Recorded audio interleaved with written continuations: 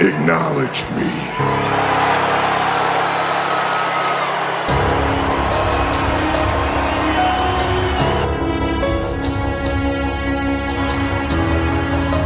Acknowledge me.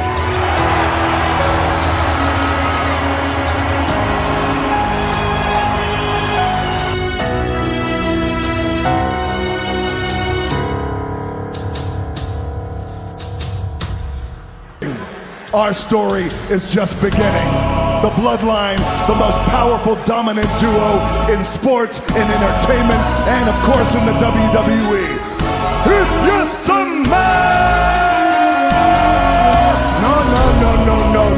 No. Salt Lake City, sing along with The Rock is over. You lost that privilege. Sit there and shut your mouth and enjoy the ride that The Rock is taking you on. If you smell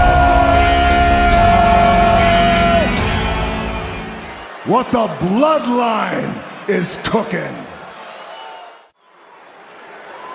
Acknowledge me.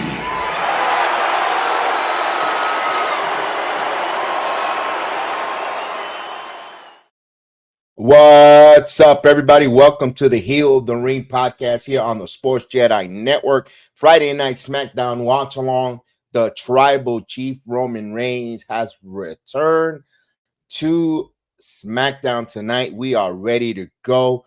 Hope you guys got your Friday night snacks, your beverages, and let's get ready to watch along the WWE SmackDown as Kaylee's in the building. Hello, Kaylee in the building. She is ready to go. The rest of the Heel of the Ring crew will be joining us at the top of the hour. Of course, everybody, welcome to listening to my voice either on the Rumble, Kick, Instagram Live, Twitter X, Truvo, Twitch, YouTube, and on the Facebook. Saludo, what's up? Buongiorno, come stai? Mi chiamo Kevin Cruz. Why do I say that? Because WWE has announced that they in 2025 Premium Live event will be going to Italy. So there will be an Italian Premium Live event for the WWE, and I am brushing up on my Italian once again. So let's go. We want to see some wrestling. We're going to see wrestling in Italia. I want to know which city, Milan. Would it be, maybe it'll be in Milan. Maybe it'll be in Rome. We'll see Florence. We will find out where, Venice, where the WWE will hold their Premium Live event. We cannot wait to see that for the WWE. A lot of news and notes as we will find out tonight. What is Roman Reigns' mission statement here when he returns and shows us why he has returned, what has enticed him, who gave that Ulafala to Solo Sikoa. Remember, the Ulafala is very sacred to the Samoan, someone only a high chief could anoint and give that. So it'll be interesting there. Remember that what Heyman asked, where did you get that? Solo never gave an answer. But let me get the guys in who's going to join us in a minute here. Let me bring D-Walk in. What's going on, D-Walk? How are you? I'm good, sir. How you doing? I got to get my mute off to my Yes. What's going on? Yeah, I had to mute my phone. But yeah, I agree with everything you're saying, and wrestling is interesting now. You remember how Nas said hip hop is dead? Wrestling is coming back to life right now. Absolutely. Speaking of coming to life, we have breaking news right before we went on the air. WWE has announced that they're introducing a WWE Speed for the Women's Championship Tournament. So now the women will be able to participate in the WWE Speed Tournament, kicking off pretty soon. Wow. That's not bad there to see the ladies there to go those 3 minutes. Not bad. So it'd be interesting to see there. You have to, but please feature women that are not getting a lot of TV time. Like a Kiana James, like a Kaden Katana. Put them in the tournament. Going, I want to see that so they could get some opportunities. Also, like you said, bumps on the wrestling program. So hopefully we get that there. All signs are pointing for tonight that Cody Rhodes' opponent for Bash at the Berlin might be Kevin Owens. So interesting to see how they're going to bring that storyline where right now with how is it a Kevin Owens heel turn, or just happen to say, hey, I would like to challenge that, and you know what, we agree to I'll grant you a Yeah. challenge. I want to see how that storyline is told tonight on No. SmackDown to get to that tie, or the next coming weeks on SmackDown for the Bachelor So of Berlin. so when we see because eventually it's coming. Eventually we know it's coming. It's gonna be Cody Rhodes versus Randy Orton because they gonna have to do a the faction he was in. I forgot the goddamn it. The faction he was in with Ted DiBiase. They gonna have to Legacy. Legacy. Like he was part of Legacy. We seen Cody Rhodes evolve, so we also seen Randy Orton also look at the title while Cody Rhodes had it.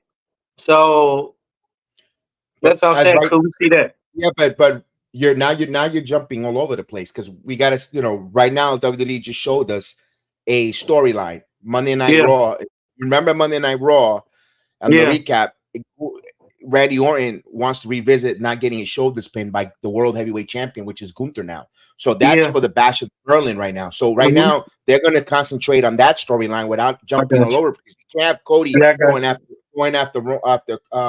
you can't have Randy going after Cody when there's a storyline right now for the Bash of Berlin. That could Yeah, wait. I mean, yeah, put it this way: they're taking the nice brisket out of the refrigerator and letting it thaw. So when they can mm-hmm. marinate it and season it and get it going, so when they put it in and cook it, it's going to be with all the flavors right now. Right now they're You're just right. thawing it. Took it out of the freezer, let the meat thaw. So then they're going to season it afterwards, so we could get all that going. So yeah, and you just can't pop it out of the freezer, put it in the Yeah, microwave, and cook it. It's not going to taste good. So yeah, that's what wrestling fans kind of want with the wrestling. You gotta go with the process, slow and burn, yeah. nice, throwing it out, season it up before you put it on the grill. And with that said, we're gonna have the Michelin star Chef Dan, who is joining us. Mhm. Chef, here, what's going on? Salute to you, Jedi. Salute D Walk. Salute to What's everyone going in the on, chat. brother? How y'all doing? How y'all doing? How y'all doing? Doing I'm doing well myself. I Yes, like sir. that analogy that you just spoke of, Jedi. Yeah. That's the truth right there. When you talk about wrestling, certain Mm-hmm. storylines are quick and easy. You put them in the microwave. That's it. These other ones, you gotta treat it like a brisket. You gotta, really, it's a big it's one of those pieces of poultry, really, that like, or meat. Period. Just it's big, and you can't cut it before you cook it. Yeah. You have to leave it whole. That way, all the juices cook inside correctly. That's the way you do that. So, Yeah. like with the piece, with the storyline like this, now you take it out in its entirety and you let it thaw out naturally. It's Yeah. gonna run. You can't even run warm water to quicken out the thawing process. You have to run cold water. Yeah. Absolutely with that. And yes, we saw there Tim. Yes, indeed, one of my other news. The passing of Kevin Sullivan, former Booker W, former SMA at W. You're breaking up. It should be okay. It should be ready to go. No, you can't hear me. I should kind of do anything with the microphone. Everything is still the same there. Let me know, guys, if there's an issue with the audio. Yes. So Kevin Sullivan, rest in peace there for him and his family. So 79, I believe, passed away. I didn't see his age. He was battling with some health issues. And yeah, for Kevin Sullivan, Booker, WCW, and all that.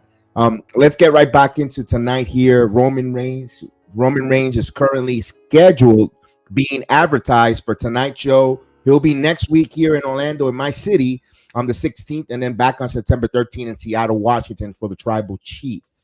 So interesting how they're going to tell the story tonight when he comes out. Looks like he's going to be closing tonight, the main event segment. I think Cody opens it up tonight. So Cody might be the opening segment tonight. I just hope that the Cody doesn't go long gated. I don't want him to wrap it up either, but give it. I want some good wrestling in between, because we know Roman's going to get a beat about at least half hour with intros and what he's going to say. So that's going to be interesting tonight, how they're going to navigate that. As we got 10 minutes before we get the SmackDown live, Joe Henry, current deal with TNA Impact will remain with the company until 2025. So he will remain until 2025. So we'll find out. But with that working agreement between Joe Henry, NXT, TNA, it's going to be, they're wanting to get those bumps, learn the NXT system, learn the WWE system, or bring it implemented to the TNA and make him a better performer for Joe Henry going forward. So it's a win-win for Joe Henry and for both companies, in my opinion. For Joe Henry, we'll see him this Tuesday night at NXT Live. So we'll see what lies for Mr. Joe Henry. Speaking of NXT, the Lioness dropped a new single to be a champion. So Nikita Lyons, doing things on her 25th birthday, dropped a single to be a champion. I wonder if Terrence purchased a copy of the single.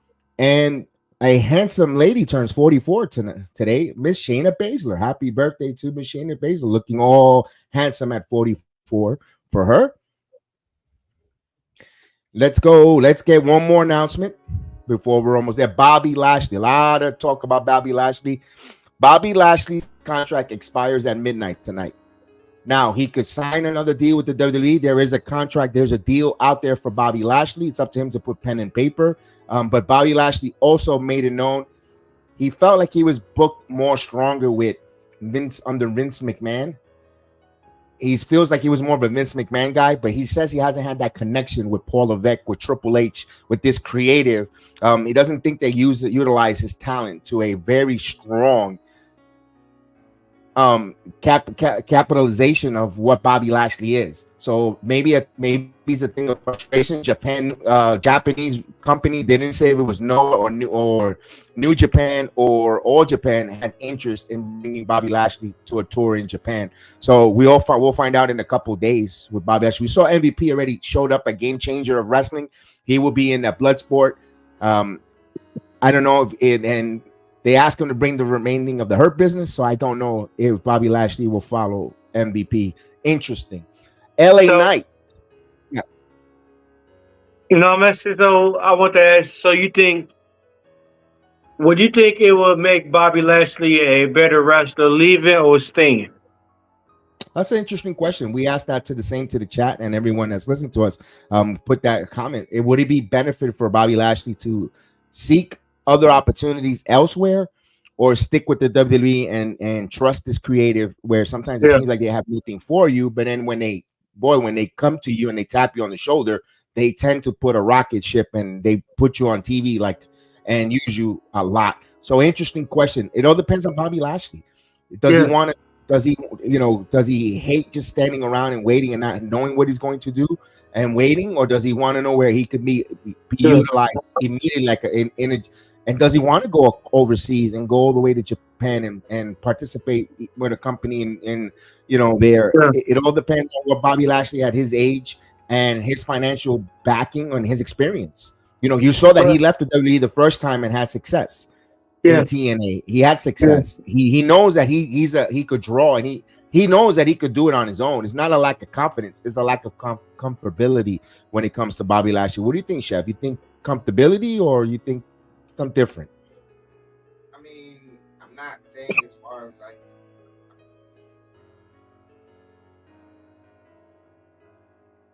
he definitely said he hasn't had that connection with this creative team yet.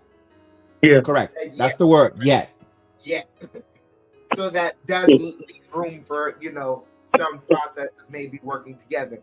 But if he feels in his heart that at this moment right now, even if he does pitch them an idea, they're not going to see it his way, then there is opportunities outside of WWE for him to build himself up in a different way and come back. Because Triple H is always known to renegotiate, and as long as you keep your contract situation fluid out there, there is a possibility.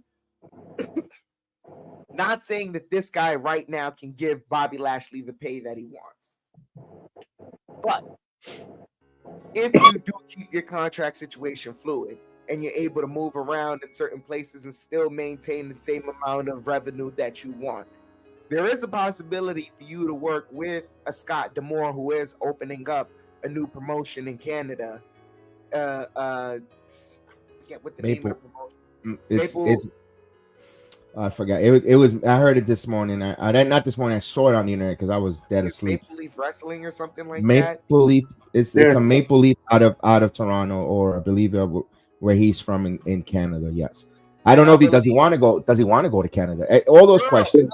Look, and I'm not saying about wanting to go to Canada or this, that, whatever, but I'm pretty sure at the time that Bobby Lashley was in TNA, Scott D'Amore was also part of creative at the time. Yeah. We don't know. If you want to replicate the same success,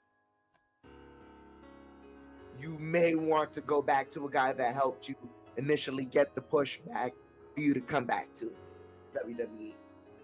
Hey, so this is what I'm looking at. What if this is a promo towards the invasion, and Bobby Lashley is part of? Bobby Lashley left WWE, and he on secret he part of TNA. He part of them, and when the invasion happened, Bobby Lashley, you got Bobby Lashley and Moose, or you can have Bobby Lashley versus Moose. Like either way it goes, it's still gonna be dope if Bobby Lashley, because I don't see Bobby Lashley going nowhere outside of WWE or TNA. I don't see Bobby Lashley going nowhere else. I'm gonna tell you something right now. I don't think either organization is open to the invasion idea.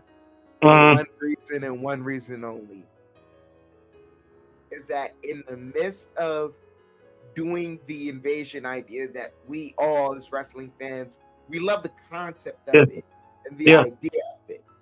The problem is after an invasion happens, you only get about 2, maybe 3 stars.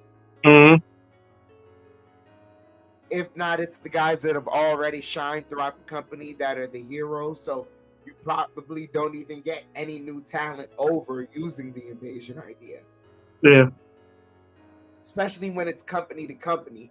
Now, when it's from roster to roster within the same company, that idea makes sense, especially when you're bringing up NXT guys to invade, SmackDown or Raw. Yeah. Or if you get a select certain group of guys from Raw to attack SmackDown or vice versa. It is what it is. That's the only way you can build up a certain group of stars, because those guys are usually initiated and you gauge the crowd's reaction from if you want to see those guys more or not. Yeah. Like the invasion, I love it in its like, I love it like a wrestling fan. I truly do. Problem is you don't breed stars out of the idea. Yeah, you're right. We'll see. We'll see where Bobby Lashley, his contract expires at midnight. So he will be either a free agent or re-signed at midnight. Only time will tell. But speaking of someone with contract, the WWE recently extended the deal over the summer of LA Knight. So LA Knight getting a contract extension, restructure and extension for a large money increase, and will remain for the company numbers of years. So the megastar will not be leaving. Now current United States champion. We'll find out his mission statement. We'll find out who is his first feud tonight who will step up to the megastar. As he deserves. I mean, he deserves it. I mean, LA Knight, he came to... Yeah. He'd been through a lot. And he always been under... LA Knight always been like... He supposed to been up here, but then at the same time, he's under there. Yeah. He getting shine now. And I'm happy about it. Yeah. He's got his opportunity going on right now for the mega Yeah. star as we're about to. Yes. Yeah. Guys, we're about to kick off SmackDown. Before it gets kicked off, wanted to give one more bit of news. Dakota Kai has suffered another injury, so I Oh don't know if man. she'll be taken off the TV, but she's dealing with a legit injury with maybe the knee again. And Seth Rollins will be off of TV for a little bit. I wanted to bring that for Monday, but let me just bring that out there as well. And Seth Rollins, we saw that tsunami by Big Brunson Reed. You write him off Yeah. for a while, and let others get the top notch there at the main event scene. So we're about to get this kickoff here. They're in Oklahoma. That just pisses me off, Jedi. Jedi, that really pisses me off. What exactly? Oh man. So you mean to tell me Seth Rollins comes back, gives us a banger matchup against Damian Priest, right? They get the Drew McIntyre cash in for CM Punk to screw him over, rightfully so that we could get the CM Punk Drew McIntyre match. So now they got to rush. They got to rush the match. But then you had to add in Seth Rollins for no reason, and then force the reason onto us that they scared off all the officials. They didn't kind of force it. What they're doing is they're reminding us that Punk and Rollins are still there for WrestleMania, but you can't have them go now because you can't stall it to WrestleMania. What a great way of stalling it. Have Big Brunson Reed make a name for himself and beat up on now. And well, I mean, what a way of writing him off. He has injuries though. He's still, it's a chronic. It's like chronic. He has chronic soreness or chronic issues. So what they're doing is giving him time to rest some more, but with a hell of a storyline because now you heat up Brunson Reed and Brunson could tear up the for the next 2 months and Rollins come back and then then you got Rollins and Brunson with a program until January and then you revisit Punk and Rollins and then you off to WrestleMania season. It's not that far, WrestleMania, believe it or not, where we at now in August, WrestleMania season is not that far off, believe it or not. It's close. Kev, my issue with it isn't about him being part of the Drew McIntyre. Like I've already spoken about that. My issue is, why did he even come back? I mean, because here's the. I think Seth Rollins is over like Rover. Yes.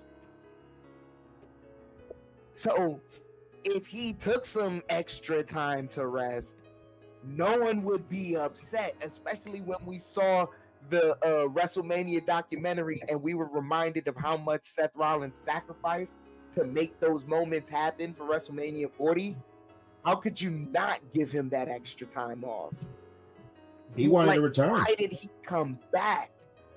You're over Rover, so there's no need for you to come back to. Yo, guys, I hope forget. We never forget about you. You're Seth. I'll tell you why. Rollins. Because that victory for Damian over Seth Rollins kept his title reigns even more legitimate.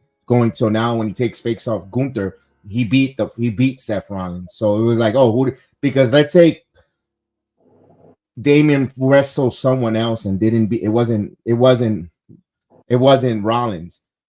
Then we'd be able to say, well, Damian didn't really had a lackluster. Who did he wrestle really for that world heavyweight title? They just put a prestige name for Damian to beat on that title, on his title range, which I understand because they're pushing that. Remember that world heavyweight title, they don't want to make it seem like a secondary title. They wanted to make it as equal as the politician comes out for, and it's election season, and the politician Cody Rhodes on his way out, hugging babies and kissing little ones and looking for the vote. Kissing babies and hugging mamas. Wow. That too. Shaking hands, hugging mamas, kissing babies, signing signs. Wow. $1 million smile. Look at that. He turned over there. He goes, ooh, there's people on this side of the camera. Yeah. Nah, Kev. When he was in that other space, there was people over on that other side. Oh, you got Cody Rhodes kicking it off though. Yeah, What's going that's what on? Who do you thought it was? Joe Biden coming out when I said the politician? Hey,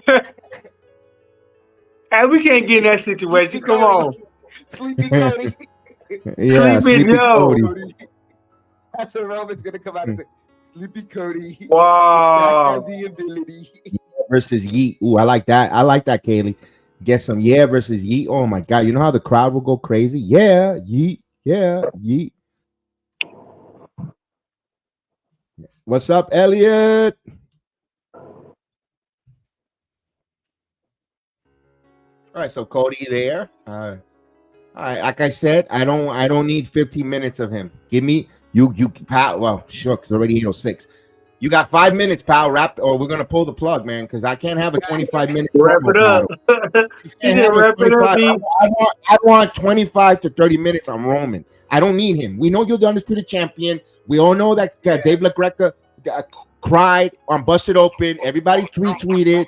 You got it already. You got your You got your reach around and your happy ending. Now it's Roman's turn. It's time for him. We need to hear from the tribal chief. We need to hear from the tribal chief. We don't need him. We don't need the elongated Cody Rhodes. Well, what do you want to talk about? I want to talk about something, but not with you, pal. I want to hear. I want to acknowledge the other guy. So wrap it up.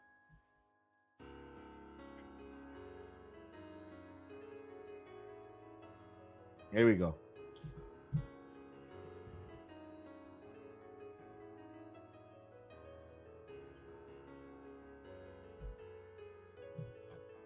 All right. Okay.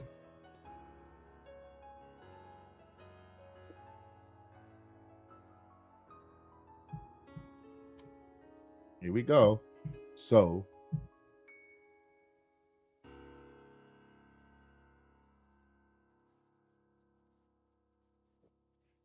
Okay, he wants to know what do we want to talk about. Here we go. Well, not you, pal. We want to talk about Roman Reigns. Hey, well, so what if Roman come out right now, right when he talk? That'd be crazy, wouldn't it? It would. That'd be a big pop. But that'd down Cody though at the same time. So I rather That's my point. Yeah, Roman Reigns returns now as a babyface. Cody, move over. Cody just turns into Sicilian. He's not really bacon no more. He's just Sicilian imitation bacon. Move over, Sicilian. Yeah, I agree. Or turkey I had to bacon. think about that. Yeah, he's turkey bacon. It's too. This is what I want to talk about. This there you guy go. right here. Let's hold the pizza and take 5 years. Take 5 years. Yeah. Oh. Yeah. Okay. I see you. Oh, wait a minute. We got an interruption. This is good. I did not expect this interruption here. I did not expect this one. Okay, a little curveball here. I like this little curveball. I'm not going to say who, but it was a nice curveball. I didn't expect this. It actually came out of left field. Ooh.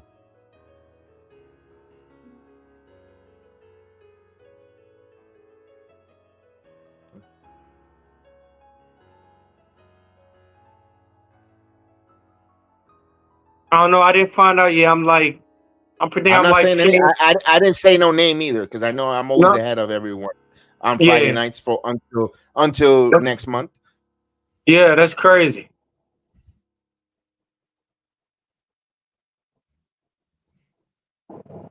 What? I didn't expect that. Yeah, I did not expect that. I didn't expect that. Oh. Yeah.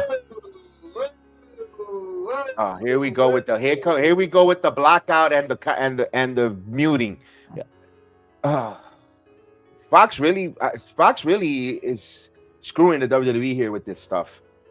If that was the case, I would have just let them finish their last few weeks in FS1 because me goodness, this is ridiculous. Oh wow, Solo. Mm-hmm.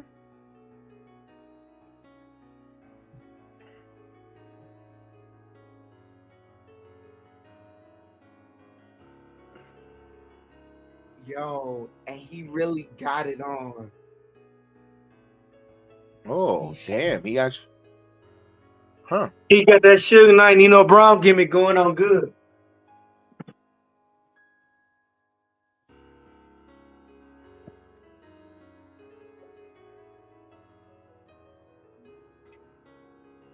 See, this is Cody's talking too much. I'd rather have them come in there and annihilate him and wrap it up. We need Bloodline to wrap it up. It's a Bloodline show, regardless if it's 2.0 or 1.0 or OG. Wrap it up. Make this guy in the ring pay. Wrap it up.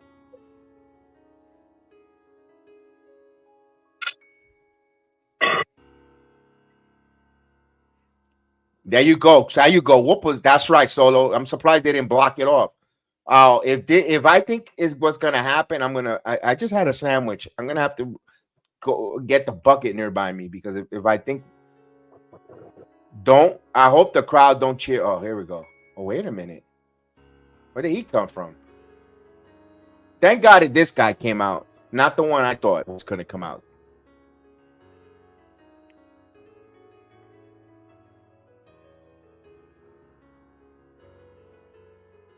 Oh, wait a minute.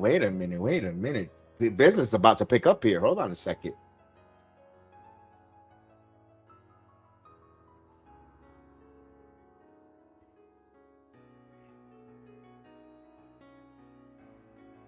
Oh!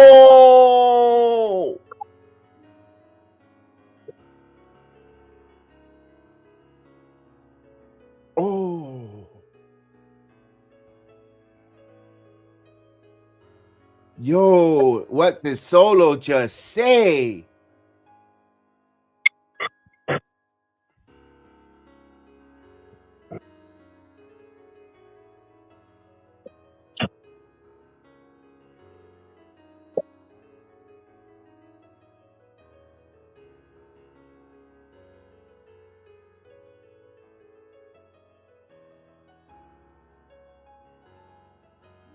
Oh, so they are going to go that route. Yeah.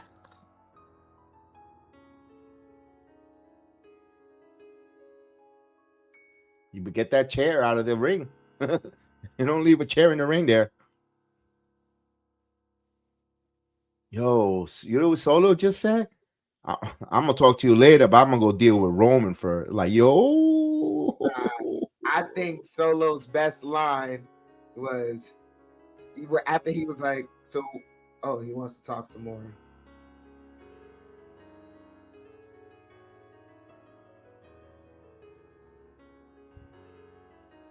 It just started, nobody. It just started. Solo's best line was he was like, so Solo, what do you want to talk about? He's like, what I want to talk about? Me beating your ass. That's I like that. That was good. Yeah. Solo tonight, right now. That one that says, I'll talk to you later. I gotta go handle Roman. I was like, oh.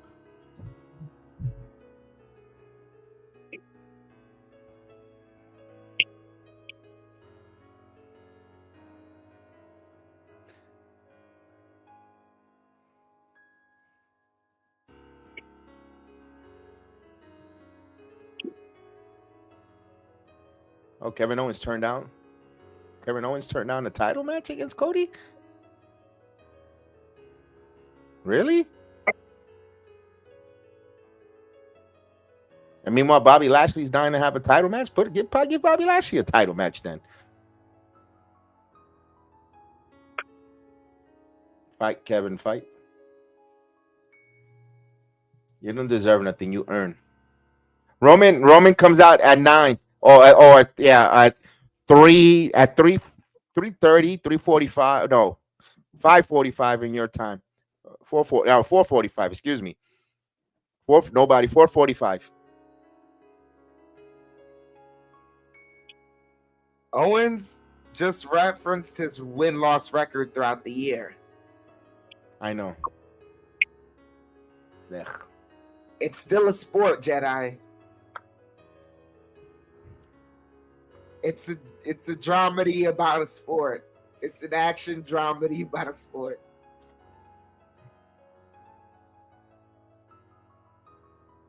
Don't force it, Cody. Don't be a nozzle.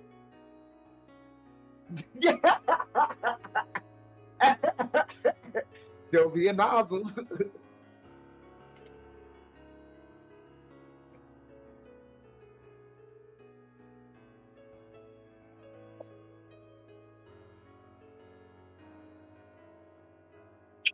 Yo, he's forcing. He's really looking for enemies.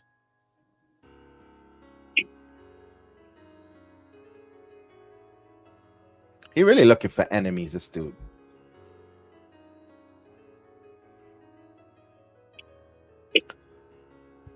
Cody crybabies, indeed. If that was Randy Orton, he wouldn't even finish the sentence. He would have had him RKO'd already. RKO. Right. On a left field. He would have ripped those tight ass pants he was wearing tonight. Because you're a politician. Don't talk about, oh, Nick's gonna see all the things that I see. Because you politicking. Yep. Yeet. Hey, look at that. The Dollar Tree Roman Reigns sitting behind camera. Yeah, I'm gonna force you to face me. I'm a first, yes. Cody over here trying to force himself on people to wrestle him. Yeah. Hey, Yeah, he was desperate. yeet. Yeah. Yeah, Man, man. he looks like a guy How's on it going, Friday fellas? night at the bar. Good. Tired. Banana as in the hell. crowd. Banana in the crowd. You see it, Jedi? Yeah, there's a lot of Non-weight bear in bananas. Mm-hmm. there? And Yes Boy versus Gargano and Ciampa. Pretty deadly. Okay. Yes Boy.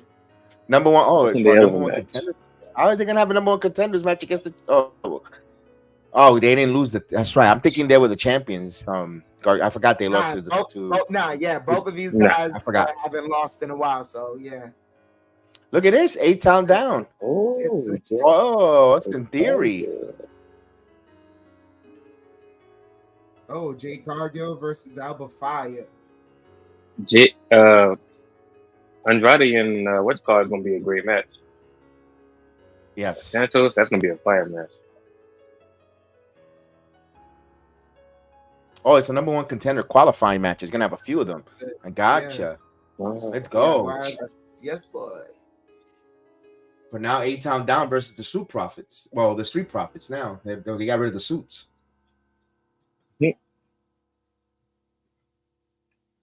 Grayson Waller. Mm. Oh, he got a red cup. He broke it. He broke it. He's like, yeah. Yeah. No, yeah.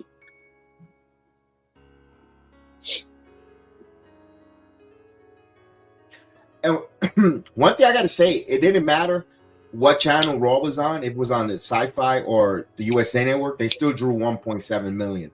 Yeah. And they didn't use that the Olympics was an excuse why they only drew No. 1.7 like All Elite Wrestling. Dave Meltzer was on his hands and knees. Says, well, but because of the Olympics, they drew 600,000. No. Stop making excuses. That was a terrible show. I heard. I'm glad I was working overnights, man.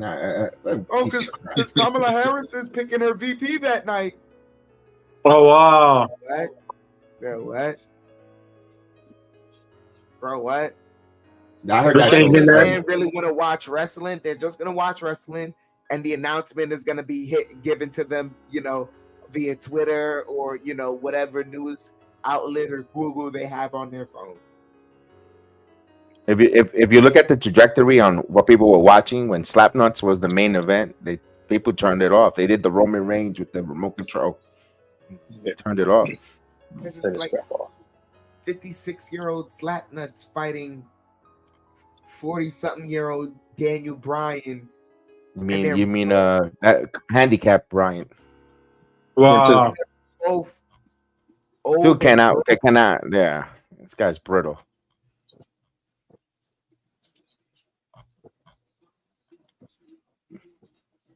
Jedi, you never let Daniel Bryan, huh? No, not my cup of coffee, dude. I'd rather watch micro wrestling. I mean, I'll get the same. I'm gonna tell you like this. me, because I was younger when Daniel Bryan started getting popular.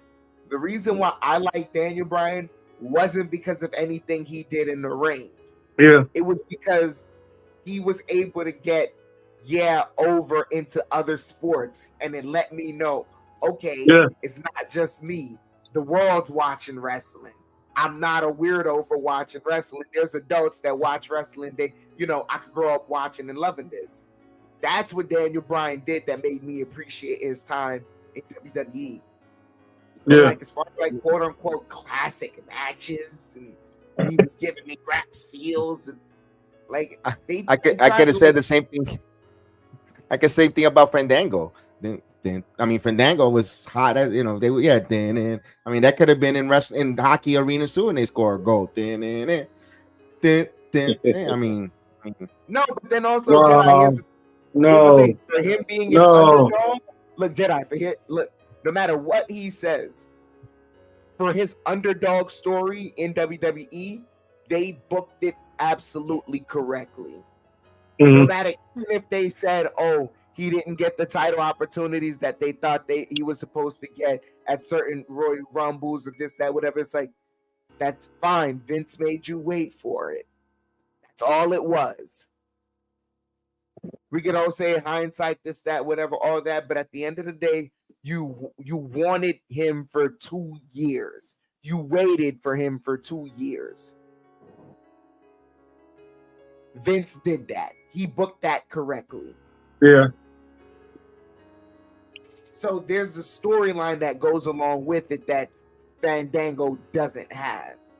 But like, other than that, like, bro, I'm sorry to tell people, but like, if I want to see a classic good wrestling match, like I'm watching a Kurt Angle match, Nice.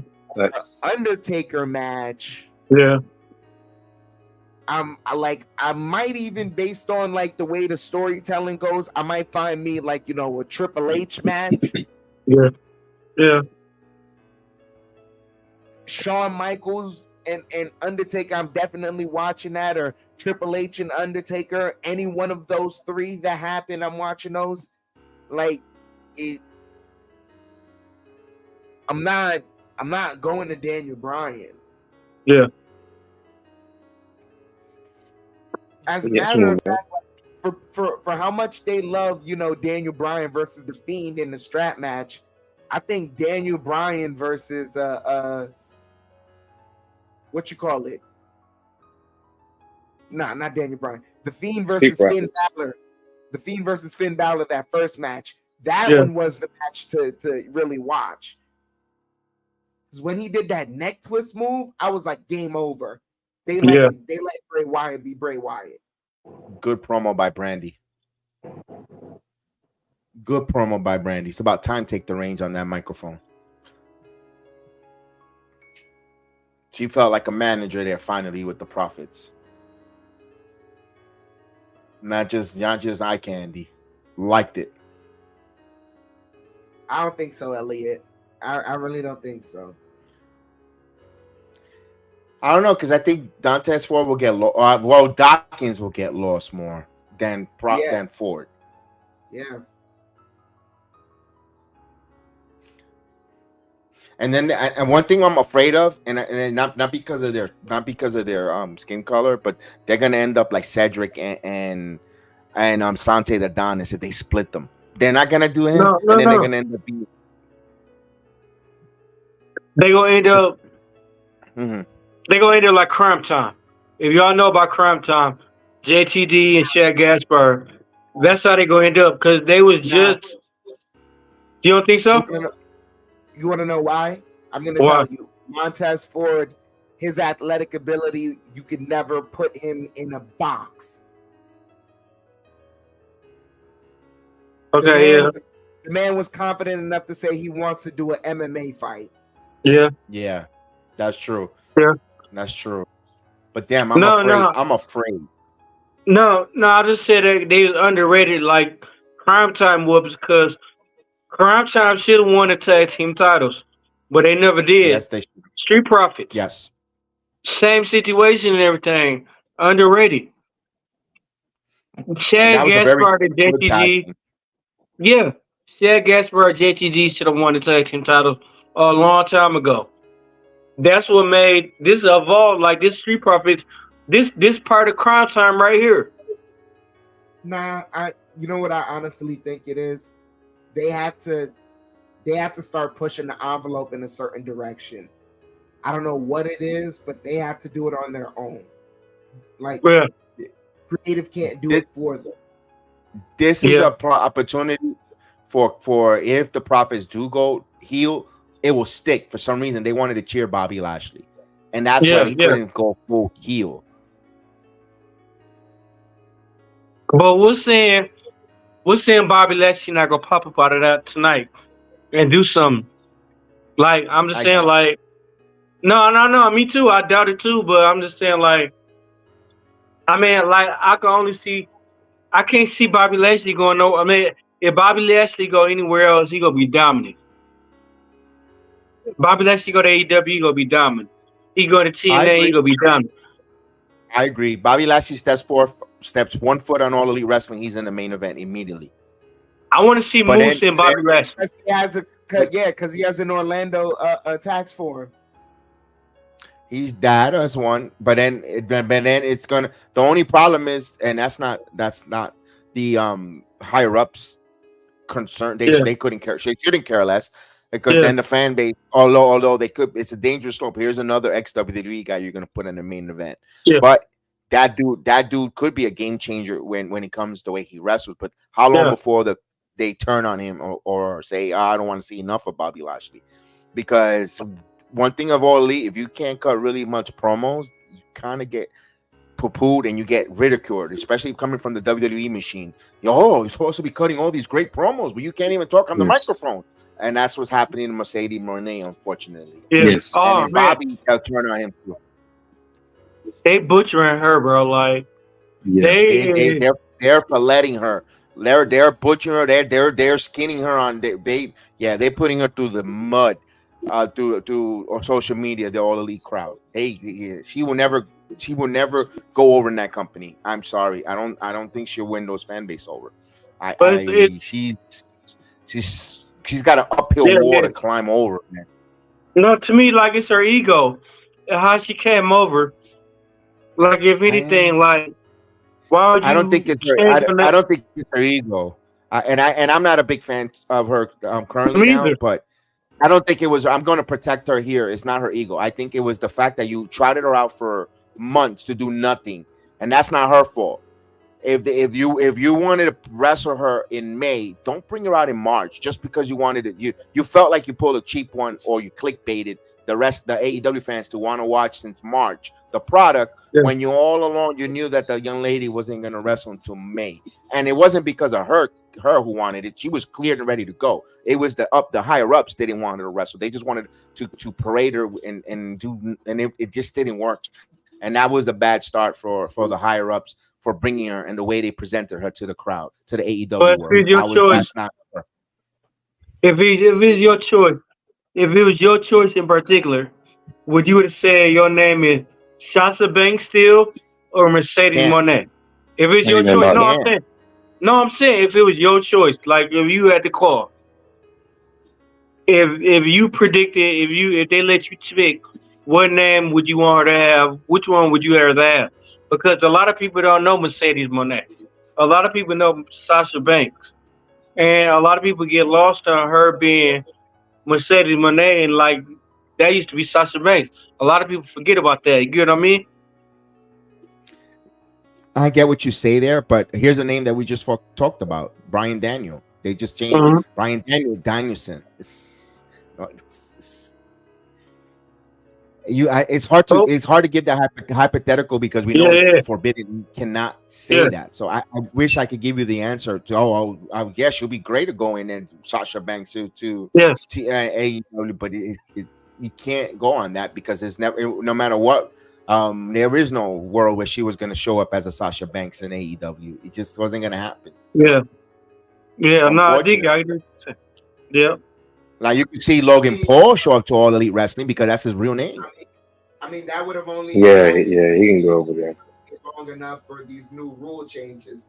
Which, Yeah. if you remember, they're about to change the rule where they can let you leave with WWE name. But it hasn't it hasn't happened yet. So let's stick with let's think about the current time that it hasn't happened yet. So damn, it's the only one that did that was Hogan, and I was like, whoa, I'm surprised they didn't go after Hulk Hogan and Randy Savage when they went to WCW. That was shocking, guys. I was like, ooh. Yeah, that was a good time, bro. That was Ryback. Too. Yeah. Ryback, everybody forgot about Ryback. But Has he showed up anywhere else after WWE? No, he haven't. All right, He haven't. He could wrestle on that name all he wants in the pillow against the Pillow Federation. True. Jedi, you think they should have did Sasha like they did Jay when Jay was like being promoted with WWE? Yes, like kind of do it like that. Yes. Like at least she'll be on screen like here and there, whatever. But there were still people, and there were still people complaining. Terrence, you knew that, that. They're still complaining. Oh, when is Jade gonna wrestle? They show her here, they show her there, but she didn't talk. She didn't cut much. She didn't cut no promos. All she was, it was her aura showing up. That's fine. She didn't have to say nothing because then you can't ridicule her on her words. Oh, that's what cringeworthy her. She sounded terrible.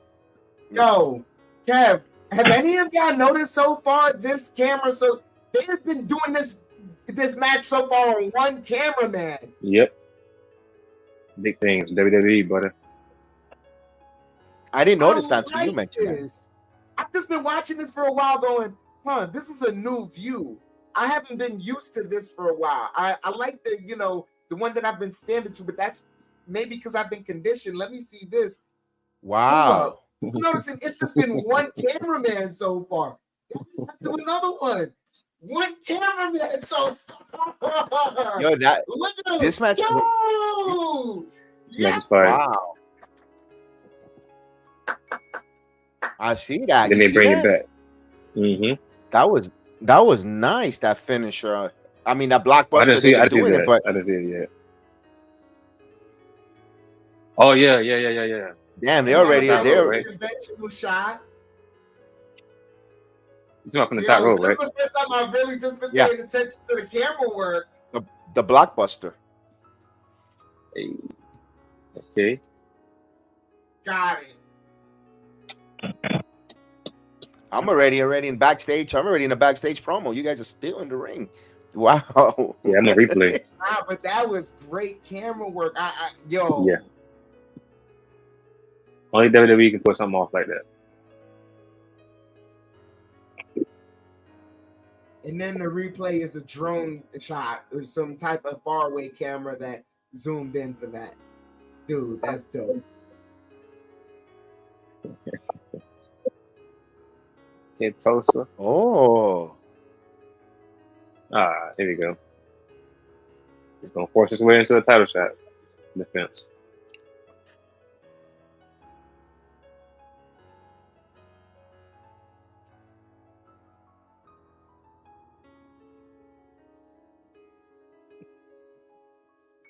I'm gonna wait for this. I got something to say. Oh,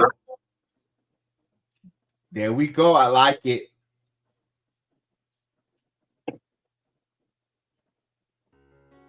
Oh, he hit the Booker T. Montez Ford hit the Booker T.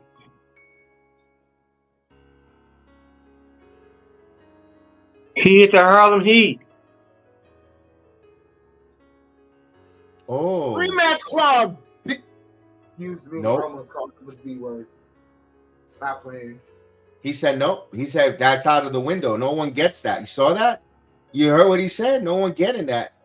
He said he didn't get his when he lost his Universal title. Yeah, but easy to say because there was a different creative, pal.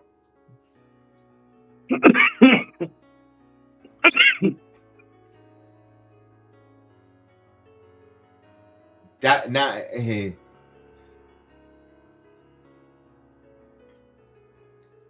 So that what made him accept the title match. Now, Terrence, I mean, your thoughts on that? He's still on the promo. Okay, all right.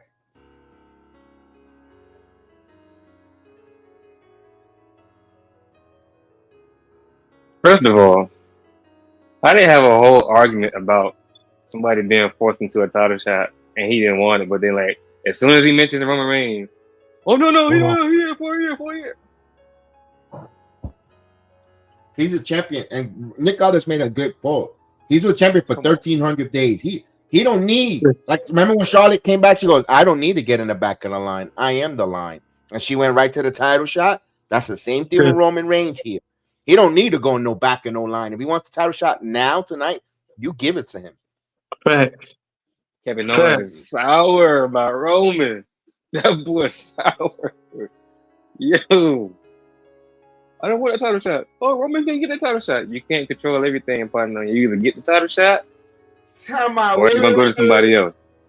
That sound like a busted open group. That sound like a busted open slide that busted open. Kevin Owens is crying about the internet community. Shot. Excuse me. Oh my god, fellas. So you mean to tell me all you got to do to get a title shot in front of a GM is talk about how much you hate Roman Reigns? Wait. Is this how what's his name has been getting title shots for Chase U from Ava? Oh my god. Is that his favors? He's been coming up to Ava. I hope you know Chase U hates Roman Reigns. We hate his guts. I don't think he deserves anything when he comes back. She goes, you know what? You guys deserve a title shot. Let me answer. Heather, yes, the last segment is going to be Roman Reigns tonight. So Roman Reigns will be closing the last segment or main event tonight. Just wanted to let you know on that.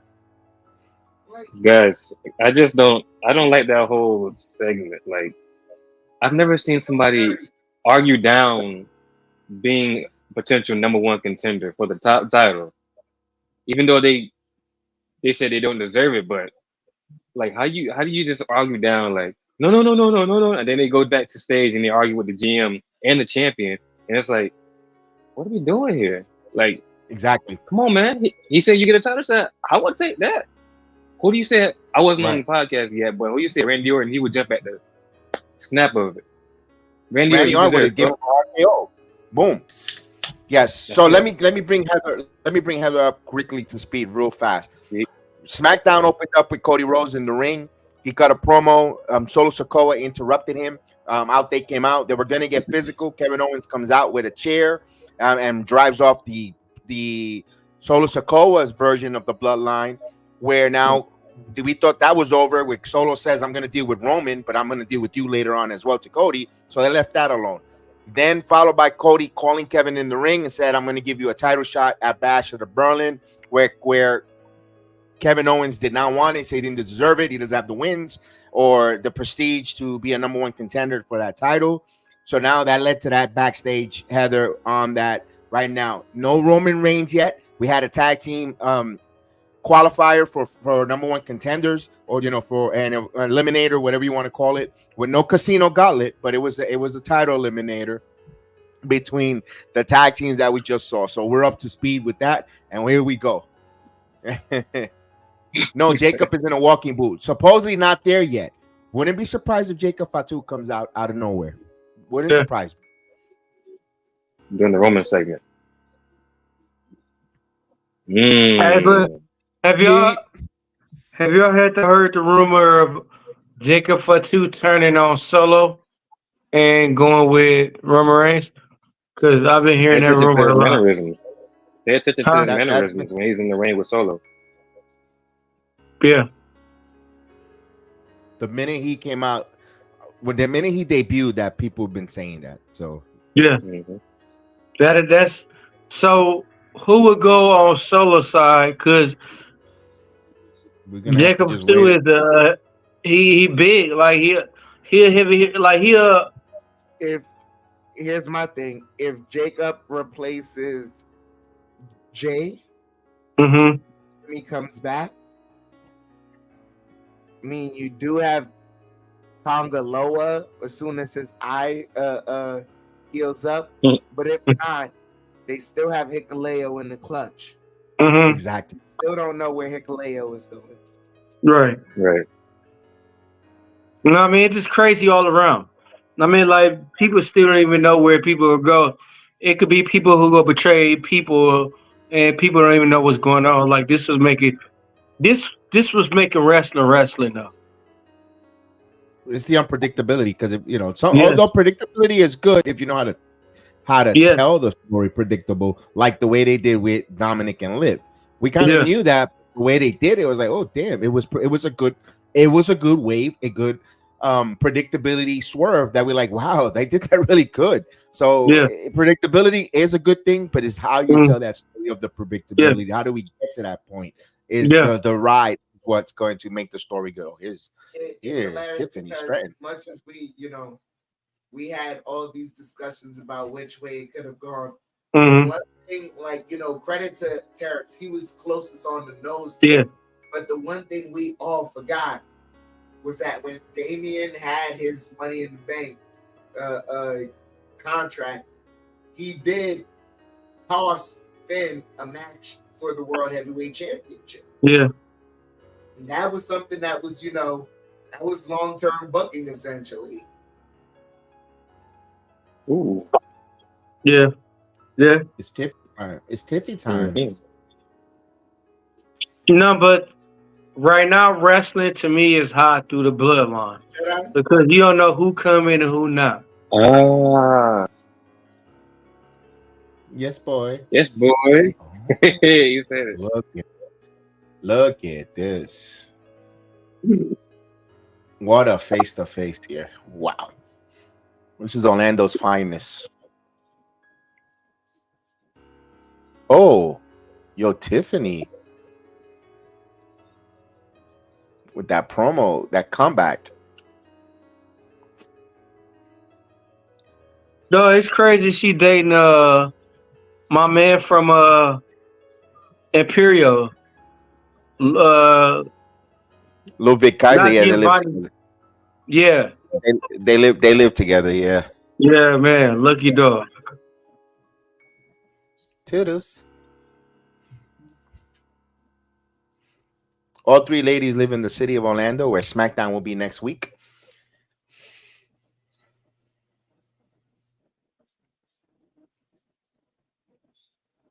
Yo, they're gonna give us Tiffany and versus Chelsea Green. Let's go. Ludwig Kaiser sucks, man. He makes my skin crawl. That makes no. The way he grabs that microphone, like he's about to give it a nice kiss on that. Wow. Oh, wow. No Diddy. No Diddy. Yeah, let's go, Chelsea. Yeah, Chelsea versus Tiffany is gonna be a good matchup. Hells yeah, both for those ladies, that's gonna be good. Oh yeah. Right now, look at the promos right now between them. Those exchanges, they're like, ooh, there's a lot of sassiness, a lot of back and forth. Don't you got a ladder? Don't you got a ladder to fall off of? Tiffany almost laughed though. She had to hold it in. She said that line and she was like, damn, I am kind of funny. She had to hold that laughter in a little bit. I was like, don't laugh, Tiffany, don't break. But she laughed after the scene was over with though. Oh, of course, you know that. Yeah, I love that segment too. That's a must-watch segment again. Yeah, for more ways than one. These ladies are joined together. They came in the car to get early this afternoon to the arena. Yeah. But ladies and gentlemen, there's a storm ready to brew on a Friday night.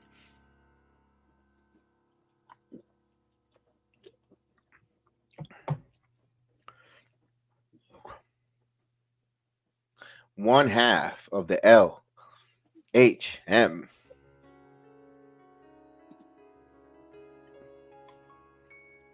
My money is on Chelsea. She's got way more experience in comedy. Yeah. She should eat her up on the microphone and the promos with the segments. I agree with you on that. Oh, she's being accompanied by the other half. There we go. with Bianca. Okay, so LJM is there. Lord have mercy.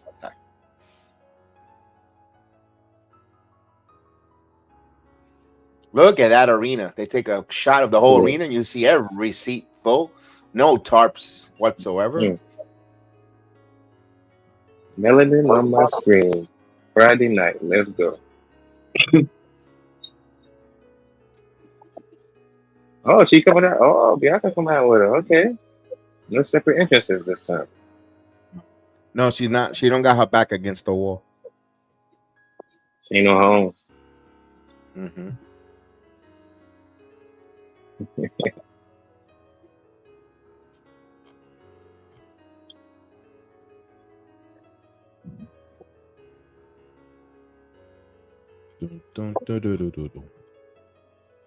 Who's she fighting? Oh, Alba Fire, right?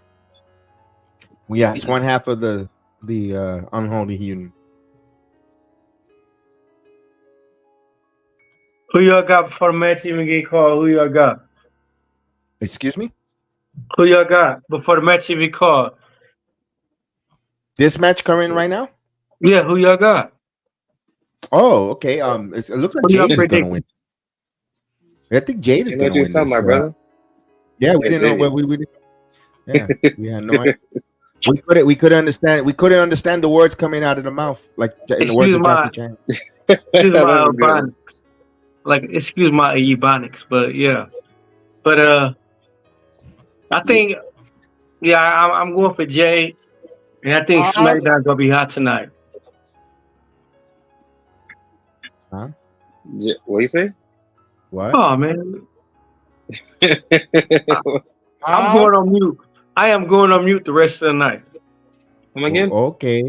I didn't hear. Yo, I Otra didn't vez? hear a Repite, word. repite, por favor. Okay. What was y'all saying? I was just. Who do you like? Who do you like tonight for this match currently right now? The ladies are gonna wrestle right now in the ring. I like Jade. I think you and a lot of men.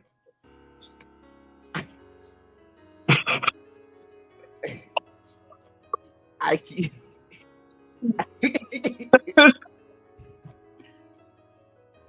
Hey man, y'all funny as hell.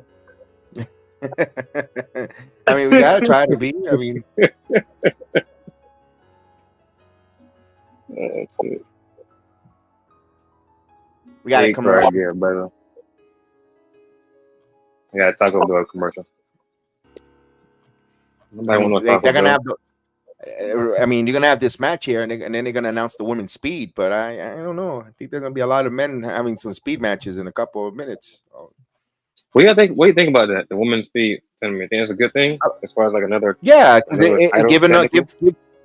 another title, but give other women that's not wrestling, like a Kiana James, bump in the ring to tell a story in 3 minutes to help her, or a Katana, a Chance, different other ladies as well. Tegan Knox, put down the brownie, Tegan, and get in there for 3 minutes. Yeah. Yeah, I forgot about Tegan.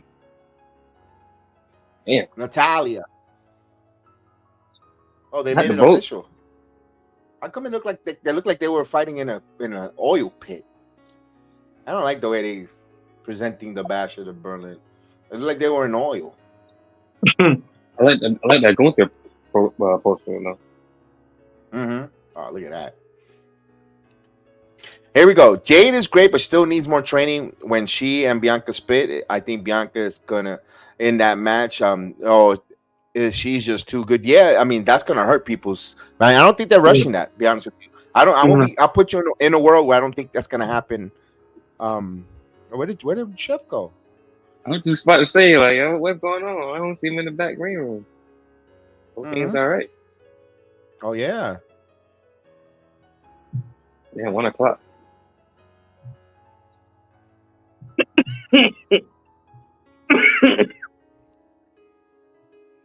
That's a beautiful in the mirror right there. Damn. Who? Who's that? Unholy. Oh, the Unholy Union. But where's Blair Davenport? She's been a good part of the Fast in the group, unless she's gonna come out of nowhere. She's gonna come out of nowhere and try to sabotage everything. We get a Naomi. Yes, sir. You gotta bring that girl up. All these angels. Jade is just looking like, hurry up, cut the shit, get in the ring. For real. remember I used to cut the promo in All Elite. Tony, cut the shit. I kind of want to hear that from her when I need to cut the shit. She's gonna bring it on one day. Watch.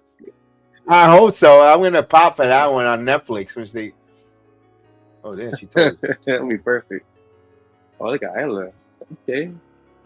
Yeah, I like that color that she's wearing, the green and the bluish turquoise. Chef Dan is joining us back. Hopefully his computer's back. Here you go, Chef. We were worried. Y'all good, brother? Yeah, computer forced the restart because they had to do an update. I hate those stupid updates. Why do we just we didn't ask for like it? it was? And here's the crazy part. Like I'm looking, I'm like, all right, it says the battery's at 23%. I just replugged it. I'm like, all right, it should be charging. Went to check it, forced the restart. Damn. And now it's saying Damn. it's charging. All right, let's see what you got, Jade. This is one of her best ring attires she's worn. Jade. Hell yeah. Hell yeah. I like the hair. I like the longer hair than what she was wearing with the shorter hair. Remember when she had the shorter hair before? I kind of actually like the short hair on her. It looks nice on her. Yeah. It's all right. It doesn't look bad. I got a lot of House of Dragon here. You know, I'm waiting for Jade Cargill to ride in on a dragon here. House of Targaryen. Never know. You see it in a minute.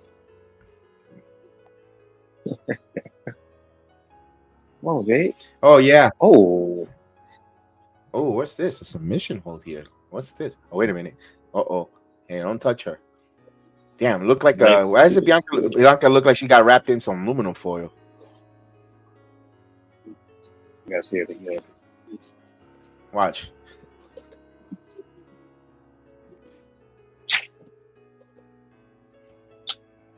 You see her?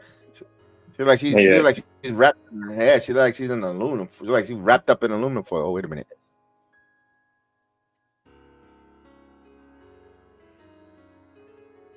You got the referee that referees the bloodline matches every time. Oh, I see what you're saying.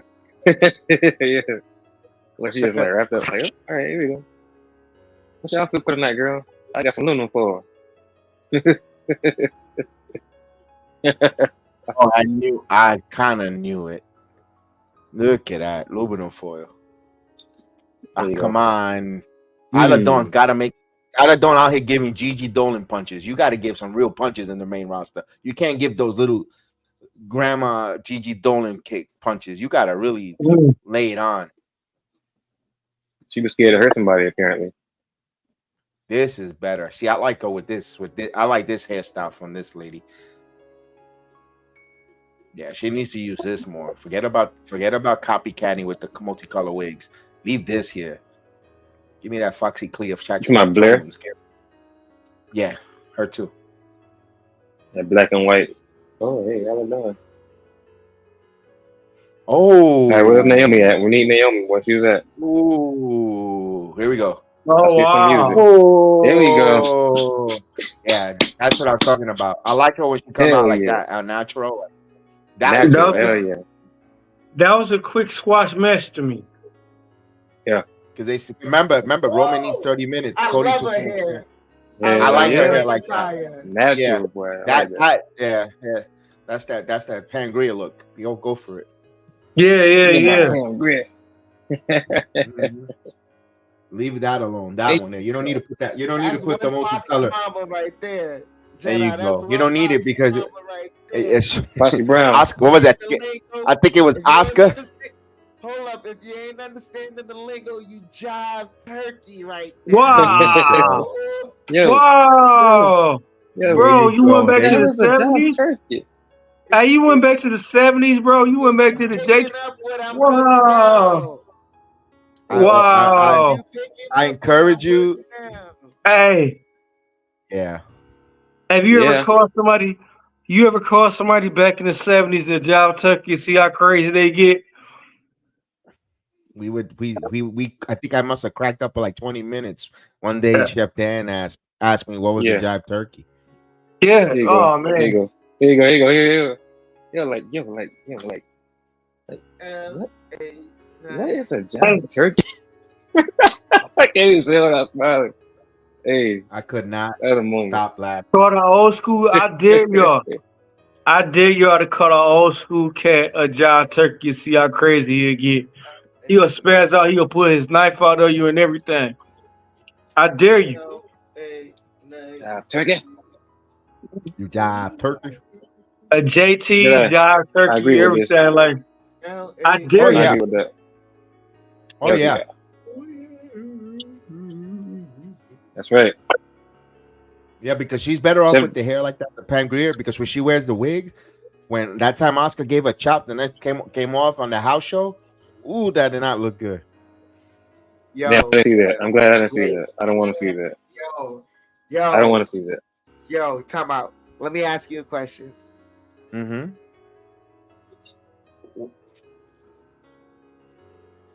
Once they add the women's mid-card title on the main stage, because it's only a matter of time,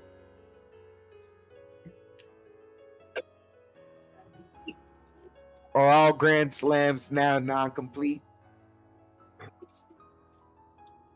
It all depends on when they show up in the wrestling, because like Shawn Michaels doesn't have the United States title, if I'm not mistaken, but that came on after Shawn, so But yeah. he's still a Grand Slam champion. Mhm. It all depends. Yeah. The somatic. But then here's the thing.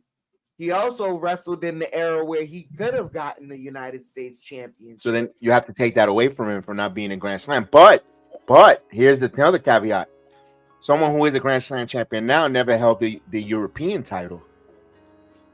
Seth Rollins. Seth never held the European title. Never held a European title. Yeah. Hmm? Yeah. Right? No. I understand what he's saying. Someone who is wrestling now never had the European title then. Yeah, I'll just bring an example. That's all. I mean, but then fair. here's the thing, Kev. Like, are we taking into account like you never had the title because you never got the chance to get it, or you never had the title because it wasn't in existence when you were wrestling? Because if it That's wasn't the in thing. existence when you were wrestling, then I can't fault you for that. Right. That's why with Shawn, I can't fault him for the United States title for a degree. But he wrestled while the United States title was in commission. Was on the roster. Was it Huh? ever on? Was it ever on Raw? No, I think I it's never always on get to hear- SmackDown. It was. If it was only on SmackDown, 'Cause he then I was- can't fault him for that. He was around. You know why I say that? Because I remember when John had Dr. Thugonomics, and he was already on Raw doing his thing with Triple H and everybody. So that's a good point. He had a chance if it like ever presented itself. I mean, it. I don't know. It could have happened. Because then, like, here's the thing, right? It's if they add in the mid card title, do we take away anyone? Like, all right, is Bailey now no longer a Grand Slam champion? That's the thing. I don't know. It all depends on how do you look at that, because Bailey never won the Divas title either, and Charlotte did. Am I correct? Yeah, she changed it over to the women's champion, right? Okay, I mean, but then that goes to show there's a direct lineage from the women's to the Divas title. There's a lot of it. It all depends on the. That's just what makes a good conversation, because you could debate about it. Yeah. What can we do to make SmackDown interesting? I mean, well, right now it's a good episode. Right now, Tommy. I don't know. Yeah. You got Roman back here, and you know it's off and running. Like right now, we're only having this discussion because right out of the commercial break, they decided to do a recap of SummerSlam, which we all watched. So, but Do they even count the Divas Championship anymore? as a criteria? That's a good question too, because we're hearing Chelsea Green is teasing to bring that title and kind of make it a mid-card title, the Divas title. So I don't know. Oh, the Hulk is in the building. Lou Ferrigno. Hey, He still nice. looks great. Yeah. Does he have a new theme, or like it sounds like a remix a little bit, right? They're probably one of those Death Like- Rebels. Don't People sound are bad, but it crying. Oh my sounds- God, SmackDown is boring. Where are What? the stories? That's the people on the Basically internet. not They Roman. want those are the AEW. I don't know if they don't want Roman on the show, but I don't know. Lou Ferrigno. Lou Ferrigno. Yeah, Where's he looks Xavier Woods good. at? He looks good. He looks Where's good. Xavier He looks Woods? good. Where's the Xavier? I know. He look, Where's the Xavier? it's a new graphic for LA Knight. You know what? You're probably right. I didn't have to take a look at that. Let me talk to Nah, you. it's a I new turned it up song to too. hear it. It's a new song. It's in the remix, song. right? Oh. Yeah. Yeah, no. Ah. Corey Graves called it out. I don't know who did it. It wasn't Death Rebel. He even changed his little bit of vest. Yeah. Yeah. You're He's gonna be an ABC liquor. selling, Wow. selling that's close to you. That's on your side of town. I don't. The original Hulk. You way behind. Yeah. I'm already him cutting the promo saying Yes. he don't got That's the LA over Knight like glasses no more. He just got the plain old glasses. No LA Knight glasses. I dig him. I like those LA Knight glasses. I dig the shades, fellas. As long as you don't dig your nose, we're good.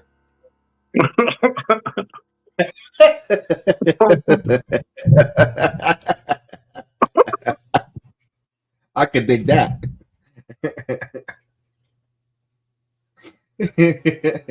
Yo, Touche.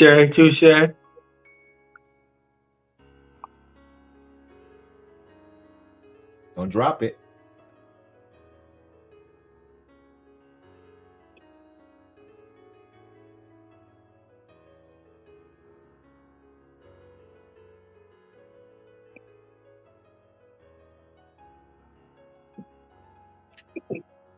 Look at that. He say he hits it and quit it. Look at that. Look at LA Knight. And quit it. There you go. He needs to put that on a t-shirt. LA Knight, hit it and quit it. Oh, and he talked about the Korvorka. Love it. Well, we all have predicted this feud.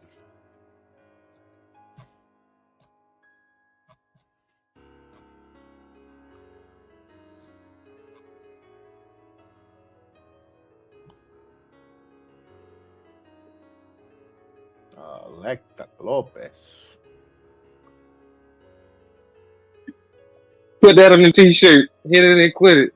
Yeah. We got Triple H. He's the bodyguard now. Watch when they go up the stairs. They demoted him. They made him to bodyguard now.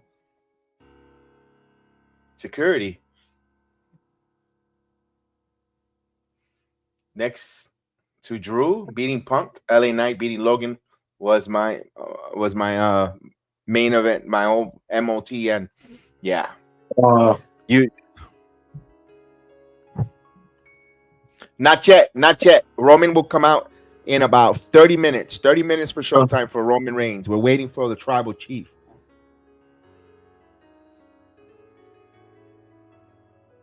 We got one. I think we got two more matches or one more match before they get right to it. Don't We're forget gonna have a the broad night celebration.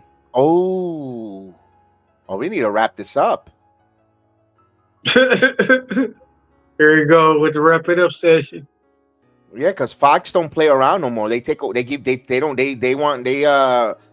the WWE by 3 minutes or 4.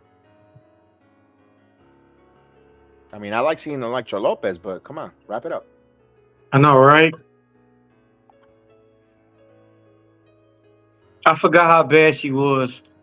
I mean, like Jada Parker, I liked her until I seen her wig come off. But yeah, Legend Lopez, she bad. Jada Parker just ripped her ponytail off. She said, "Ah, screw it." She was, to me. I thought that was badass. She said, "Man, get this, honey. I'm gonna still kick your She had ass." cornrows. Cornrows. She took those extensions on. She said, "Screw that. I'm gonna still beat your ass." Nah, that's what you want. You don't want her to like, "Ooh, my hair, I can't fight." No, you want a chick to say, "You know what? Fuck that. We're gonna roll it, man. Take this off from me. I'm gonna whoop I your want, butt." Yeah. I want a chick that got all real hair. They ain't got to worry about that. Who is Roman bringing up next from the Family Guys? I have no idea. Don't know yet. Maybe Tom Aloha. Who knows?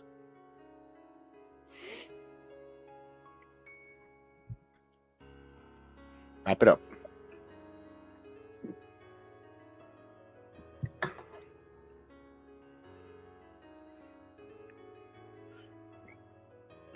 Your goof squads.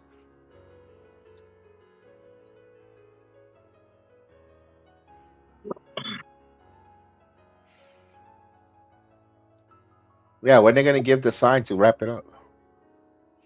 Unless it was like whatever. Oh, here comes the challenger, Andrade. El ídolo.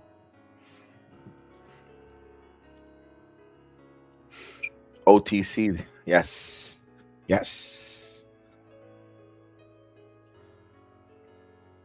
This is gonna be a fast match. 10 minutes.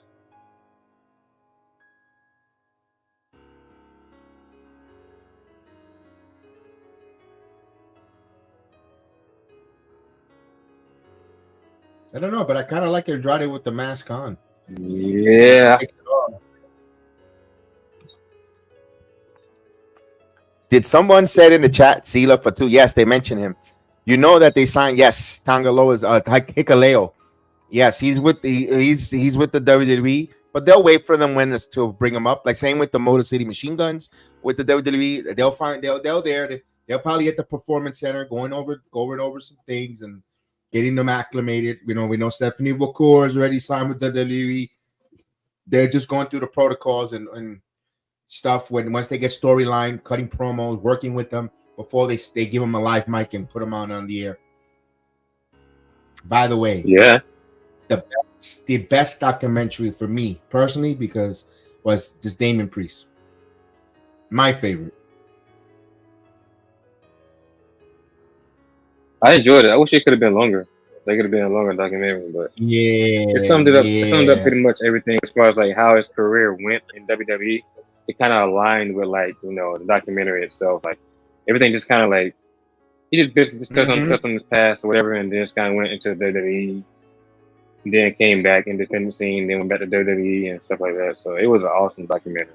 Awesome. He wanted to be a wrestler ever since a kid, man. He shouldn't have lost that title. They should have had a title at least to have him on for more time. I mean, I thought that's why I picked him to go over against Gunther, because I figured the documentary was going to help and keep him running and get him. But I think now the chase for him is going to be even more phenomenal. Now that Finn turned on him, and now he's kind of babyface, so now the chase is going to be like people are going to get even more behind Damon when he has that opportunity to win that title. Yeah, and his promos. Oh yeah, Monday he was lit. Much better. Oh yeah, much better. Much comfortable. They showed everything. I like when he says, we're gonna team you up with Bad Bunny. He goes, you can't call a wrestler that because you're gonna get sued because there's a. He goes, no, you're wrestling D-Bad. You don't know who Bad Bunny is? Of course I know Bad Bunny. Puerto Rico. Like, that was cool. Yeah. He's like, yeah. I know who Bad Bunny is. Be Bad Bunny. You think you're gonna name a wrestler Bad Bunny? He's like, wrong with you? Yeah, and the thing is, he had a back. I did not know he had a compromised back when he wrestled. When he teamed up with Bunny. That's why pretty much like. Damn. Well, I'm gonna say that's why, but like that's why Bad Bunny had most of that match in the tag team match at WrestleMania 37. It's good watching these documentaries like this because like you understand a little bit more about the character and like as far as Mm-hmm. like his Yeah. development, as far as like him saying like he wasn't himself. Like his whole deal was like he was being somebody that he shouldn't have been the entire time. So he thought he should go around, smiling and stuff like that. Like he had a lot of momentum and stuff. He was the Yeah. Intercontinental champion or United States champion at the time, but like things changed once he started to get a little more comfortable and people just like, just be yourself, like, and you can see it as it's progressing throughout the entire year. And Monday was a perfect example of that because he just came out and just Crazy. I Yeah. know. Someone got to tell Chef Dan that Drew McIntyre is not on the screen. yeah, he ain't on here, brother. He ain't on here, brother. He in the movies now.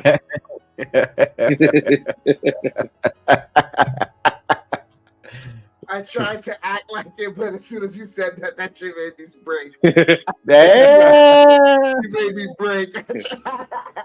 I was like, I wonder how long he's gonna do the forecast. This Hey. was like Drew McIntyre. I was like, Hey, Drew. Hey, Oh, Drew wait a minute. Here's a vignette.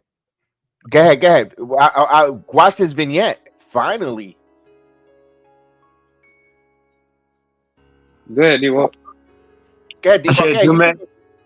Drew I said Drew McIntyre. He about to do a 12 rounds under siege. Oh yeah, I Wow. like him watching that. Oh, here we go. Hold up. Yeah, that's what I told you. Yes.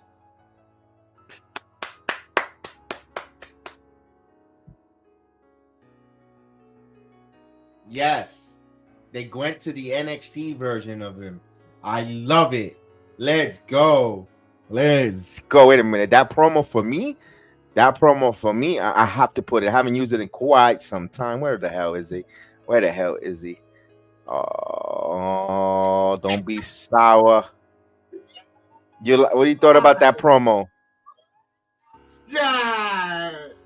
Here we go. And chills. Yes, that Giovanni Vinci gave me chills. That was good. Hell That's the yeah. NXT. That's what I'm talking about. Hell yeah, that's the That's NXT what Vinci. There you go. Yeah, guys, for those that are like, why they get excited over him? Because when he got repackaged with that, he did his best work in NXT, and me and Terrence used to go every Tuesday. That's when I used to go every Tuesday, and that's when we saw Vinci be that Vinci in NXT, and that guy. I know that story because I know you looked him dead in his face and said, "Oh, you're gonna be a maximum male model." Yeah, I actually told him maximum model, and that guy looked at me like he wanted to kill me. Like, yeah, literally, because I said, "Oh, I see Vinci going up to the main roster to be a maximum male model." He was like, looked at me like, yeah, but yo, he was good. If they let him be that Vinci from NXT, yeah. Or a little mix, because it looks like it's gonna be a little mix with that promo that he just did. Hey, come on now. That's Giovanni Vinci. We're back. Oh, what the hell? That was terrible. Oh, it came from catering.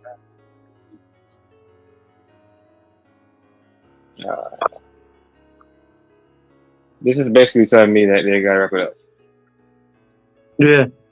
Paulo and what's his face is out there. Yeah, Giovanni. Finally. That's what I'm talking about, man. Things changing after SummerSlam.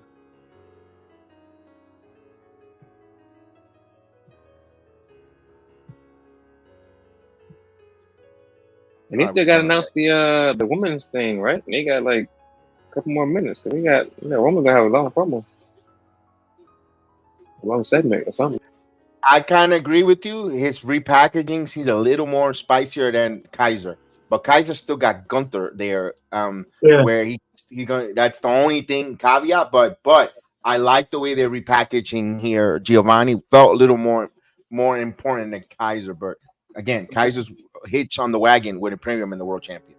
Here's the other part too. It's like the unfortunate thing is we don't know what would have happened with Kaiser because he got injured, I think twice now. So that's probably slowed down the repackaging that they probably sought for him. And now at this point, because Gunther's world champion and he kind of looks good with Gunther, it's like, why not let it rock? Plus, they just shifted the look of Judgment Day. And I ain't gonna front, they look weird. Yeah. Give it time. Dale tiempo. I like it. They look weird. Like it's already a spicier change and stuff like that. So you gotta see where they go with it. Oh damn. What we got? Oh, 15. This has got to get wrapped up now. Yeah. Yeah. We got another match too. We got another match. Stop playing around. We got another match after this too. Guys, it's not that it's a bad. It's that No, we want to give Roman. We're going to give Roman the right time. We need Roman to get at least 20 minutes. Hey, Jedi, let him know. Jedi, let him know to wrap it up. Let him know to wrap it up, Jedi. Yeah, I mean, another damn commercial, man. My goodness. Wrap it.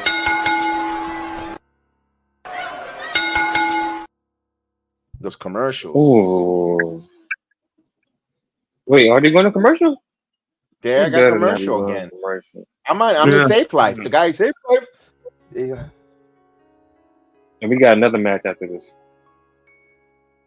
That might get scrapped. I don't know. Yeah, it should. We want Roman. We want Roman. Well, now you want it. Bullet. That's all I say. Well, now you want it. Bullet Club Japan, switch it up, new theme members. I could see that with the Judgment Day. And that's why I'm not opposed of that. If they switch it up a little bit like that, it's not bad. Again, that's why I say give it time. Let's see. No leaders, no egos. That's what they say, apparently. Although I feel like Finn is the leader. You know what? It could either be Finn or it could be Dom, along with Liv, as far as like the co-leaders, if they're gonna do that. Yeah, the same way they did with the first Judgment Day with Edge, Rhea, and Priest, and then they brought in Finn, and he killed it. Then he killed it. They can get out. Yeah, get out. Get your ass. Get your old ass out. It's about us now. Nah, Jedi, I like the lead up to the cash in. When he was like, he texted him. He was like, "Just come to the arena. Just come." Like, okay. Yeah. And then like he was sitting over there, bent over, looking at a briefcase. Like, oh yeah, you can tell he was focused. Like he was winning. I even noticed when Seth Rollins came back there and like congratulated him even beforehand. I was like, yo, when he gave him that look, like, oh, this real. And then once he got that approval and that music hit, the one thing I loved, I didn't know how instrumental Eddie Orango and Damien are friends from the independent scene and then he was the referee to go out there for the catching. I was like, yo, when I saw that backstory, I was like, yo, that felt really nice. That was dope. That was awesome. I was like, yeah, that was dope. That part there I loved the most on that, where Eddie was the referee for that when his friend. Then he knows the struggle that he went through. He knew what he went through. That's what I was like, yeah, they're gonna together. He gets to raise the hand of his friend that went through all that struggle. That was beautiful. That was great. That was awesome. And just the fact that he said, like Damien said, he can see everything in that moment happening. Like it was almost like an out of body experience. Right. That was nice. Hey, did y'all also hear about Kevin Sullivan dying? Yeah, he passed away. 79. Yeah, RIP. Like that's. I mean, that's another one of our childhoods gone. Like, you know, we all grew up on that. It's crazy.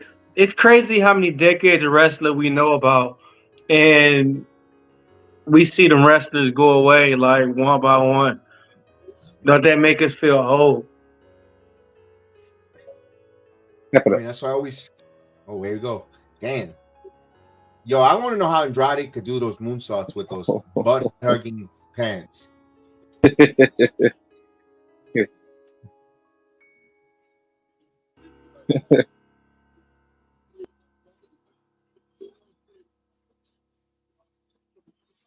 we go.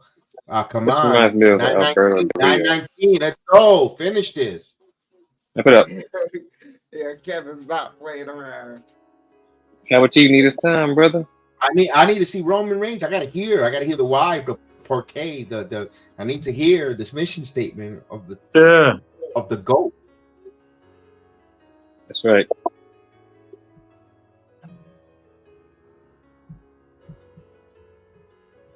Here you go, Andrade. Get in the ring. There you go. Come on. Wrap this up. Get him in the ring. Y'all great, but wrap this up.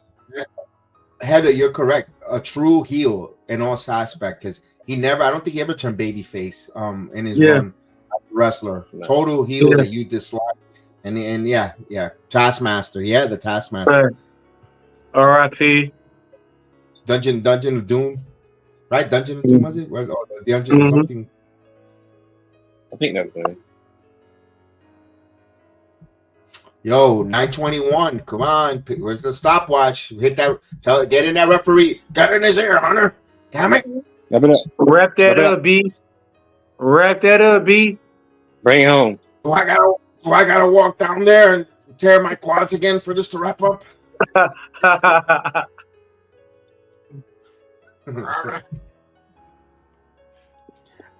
both there. WCW, NWA, yeah. And when they were Georgia Classic, Georgia Championship Wrestling as well. 605, excuse me, on TBS. And I used to like the Clash of the Champions because that was the chance I get to watch something different than there's a Poison Rana. Hey man, y'all make me feel old right now. Cut it out.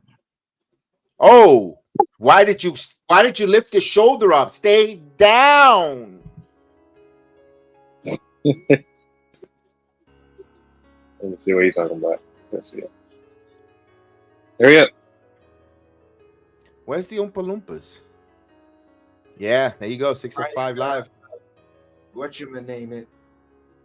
They're over there eating the last shrimp in the catering. Yeah. Oh. Speaking of catering, I was from time to time at the catering at my job. We had catering set up. Remember, I did the Extreme Makeover home for the last whole week. Oh, Jesus Christ. Yeah. I am exhausted from that. Nighttime shit it's not fun, man. Man, that's what it do. Third shift ain't fun. Oh, I love that from him. I keep forgetting he does that like a normal, like a freaking suplex. That double moonsault. Fox contract ends, in a couple weeks. In a couple weeks.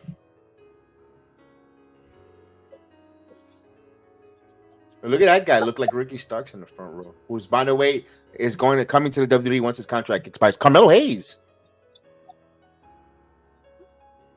Oh, he already in WWE. Oh, nice. Come on. Yo, wrap it up. It's 9:23. Come on. It'd be a different story if Roman didn't come back in SummerSlam, but he came back. Correct. And he was advertised for tonight, so you gotta give him the full. Oh, Electro Lopez. Carmelo. Coño. Wrap it up, man. Come on, man. Wrap it up. Oh, grab the tights. Don't let go of the tights. Grab the tights. Get the 3 cover. Oh. Damn, how many damn close finishes you gonna have? It's killing me, man. They want to do false finish until 9:30. Come on. Yeah, we wanted this match, but not now. They really want to make this a classic right now, and I understand you want to give us a classic, but no, Roman's back tonight. Yeah, wrong timing. Wrong timing. Yeah, they put on a hell of a match, guys. It's not that the match was terrible. The match was great, but just we wanted this. We were anticipating something bigger, something more, a little more important currently right now, which is Roman Reigns. Lopez too. Hey, if they want to take this long, they should let Roman come in there and just Superman punch both of them and spear them. I just hope Roman doesn't get beat up in the back and we don't have the statement because he's supposed to be coming to Orlando you know, I got a Friday lunch at the golf club with Roman, so we got. Yeah. So hopefully that's dope. he allows me to bring a camera in and I could bring footage. But we got a little Hey, tea that'd be time. dope. Me and the Yeah, yeah, tribal brother. chief in Bay Hill. We're gonna be at, That's Yeah. right. we're gonna have a little tea time. Hey, Terrence once you Terrence go, got to hey, work. I would have told him. I mean, hey, I No, mean, no, bro. I just, got that PTO. I got that PTO, brother. I got got that that. PTO. We need You one got more that. for a foursome.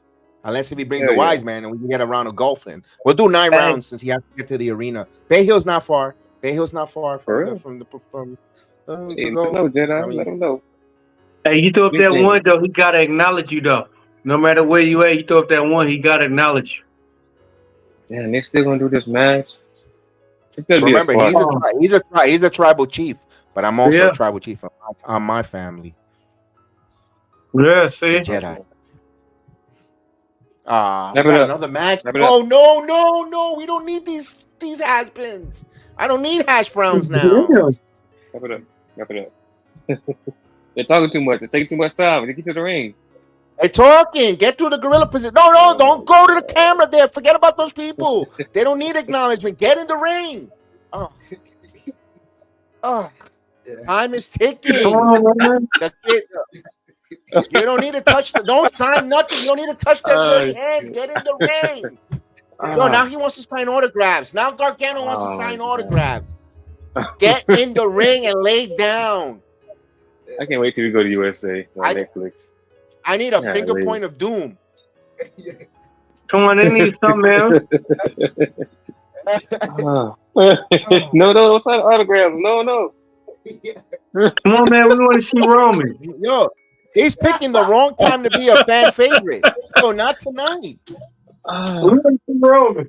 Oh shit. Yeah. My stomach hurt.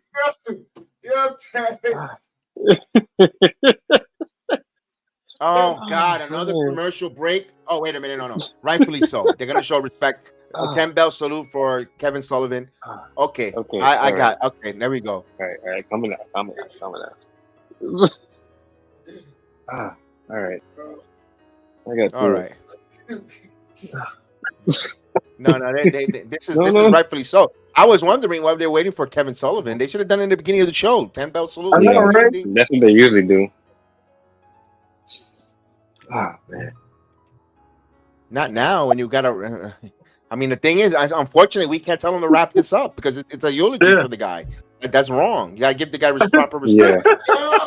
Yeah. Yeah. Hey, yo. All right. Wow. Man. I when they come back from this, I need Pretty Deadly already in the ring, already getting beat up. They're gonna make the whole entrance. Wow. I don't need to hear the disco ball and that bad introduction. Look at Hulk Hogan. It's a good laugh. Yeah, Remember, that's when.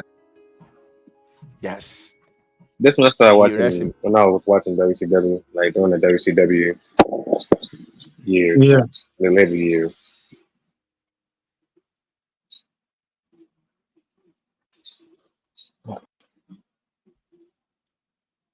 I didn't know he had face paint.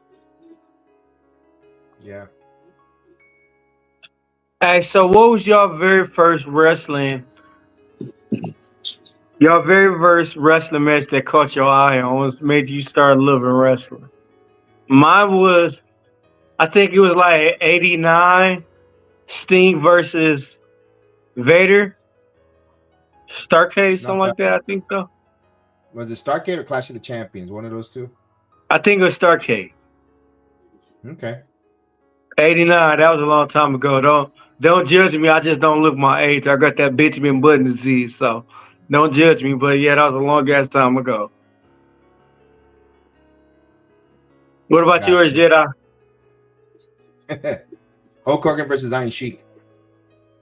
Wow, that was a long time ago too.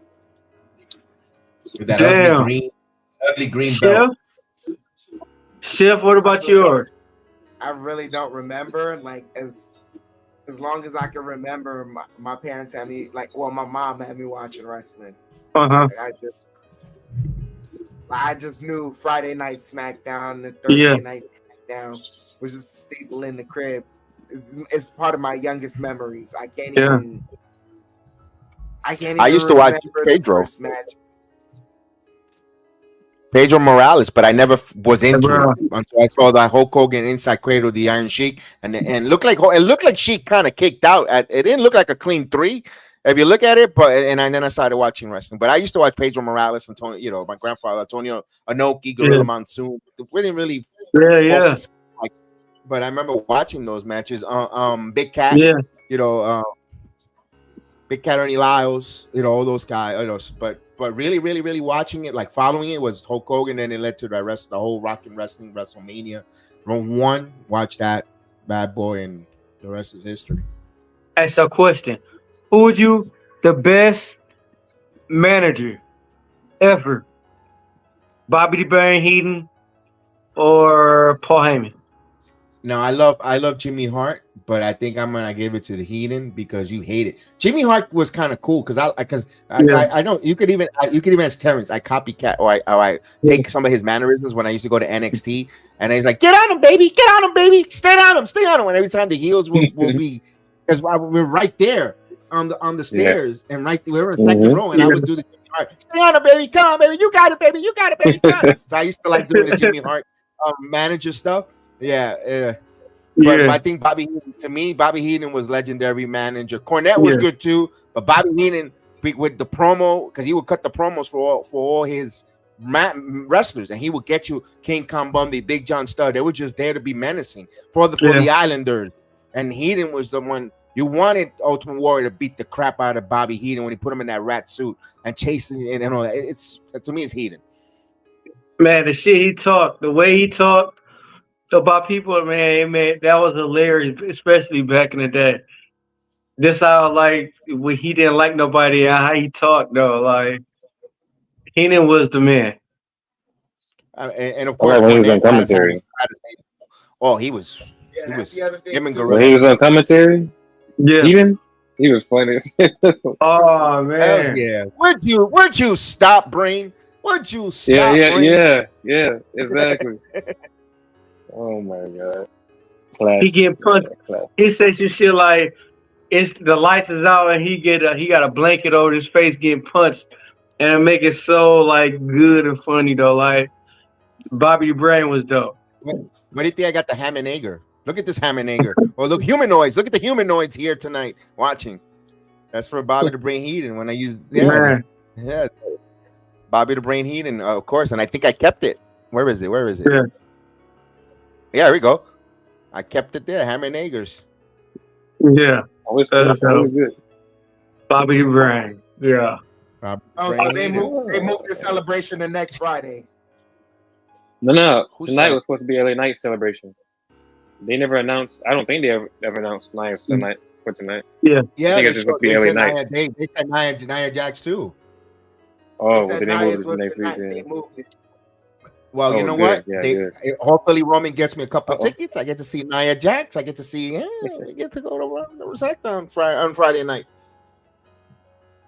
Chef, you're probably gonna have to do a solo with D-Walk here because me and Terrence probably be at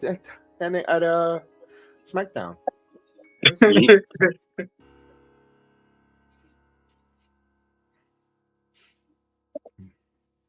But I'm always one of those that never get scared of going live from the arena and showing you that. And Hey, guys. See, this is why.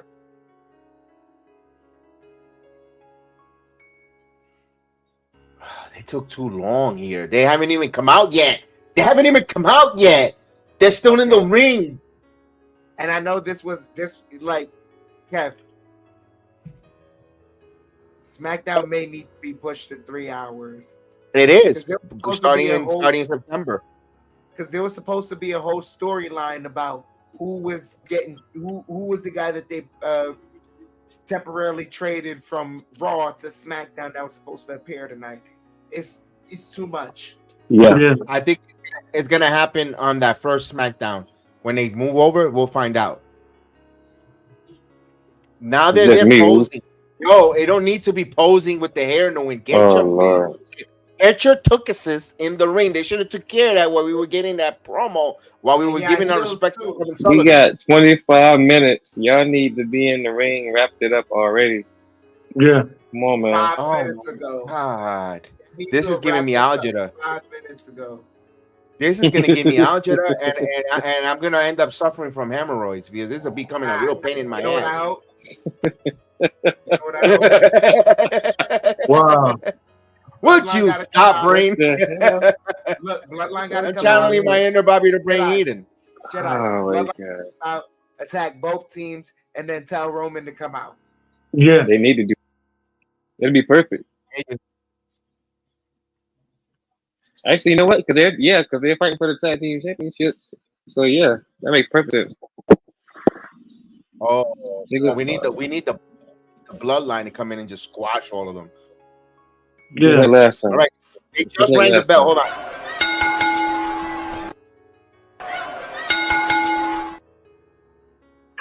Wrap that shit up, B. Hey man, Chat requested. they just ring the bell. Oh, wrap it up, wrap it up. Bring it home. Stop posing. Oh, here we go with this. Watch, we Come only have on, like 10 minutes. hit your little finisher. Come on. What are we doing now? Watch, they only Over give the us like top 10 rope. minutes. Watch. Oh, come on. All right, wrap it up. Nobody wants a clap going. Stop it, Gargano. Stop. We don't want the clap. We want you to finish. Oh, He wants to wrap. What's up with the face off, man? What's up with the face off? Are Y'all you- fight. Are you kidding me? Another commercial? No. Oh, no. Okay. Oof. I'm about to freak out, man. We need to wrap this up already. Hang it up. Oh, here we go. No, I jinxed it. Now they're yeah, oh God, Lee. Lord have mercy. And it's not Lia Jax or I mean not Jade or They said, "Oh shit! What the hell? What are you doing?"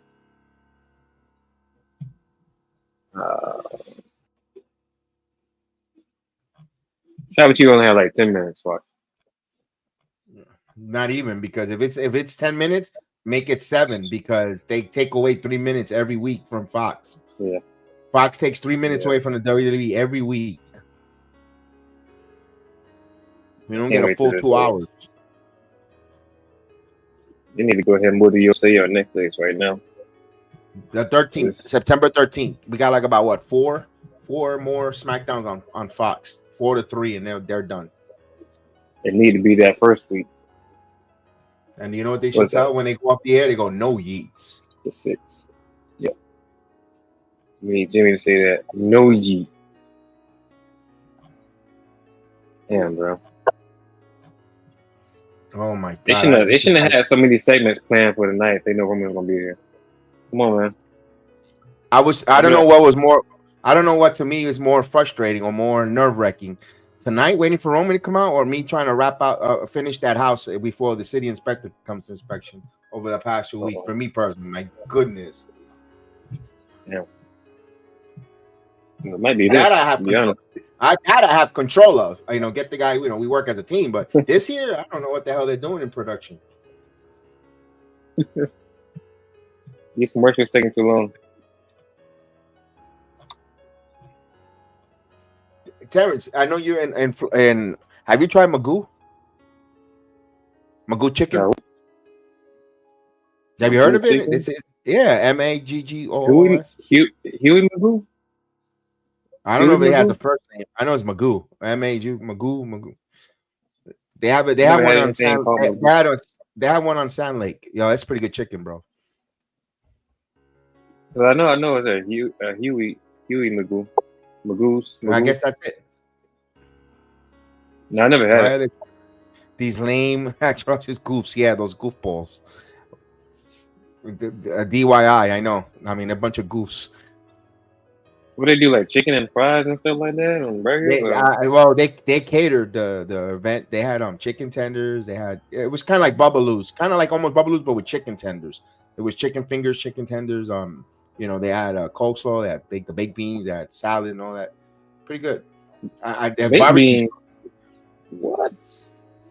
Yeah, it was pretty good. It was good. It was good. Better stop by over there on that street. They had one on Sand Lake and Dr. Phillips, right in that corner, for sure, next to Hot and Juicy. I know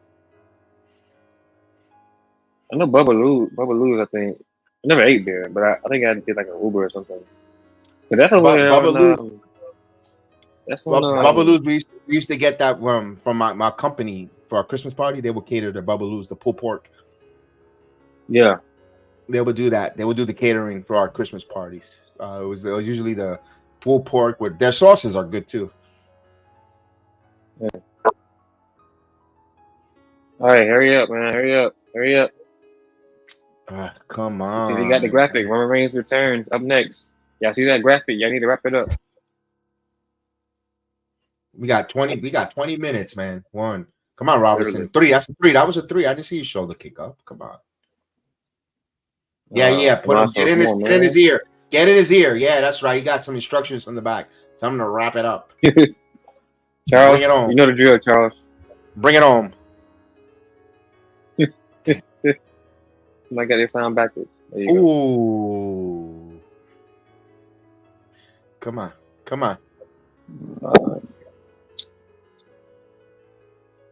Tell him save that 5-star classic mad shit for somewhere else, buddy. We got stories to tell.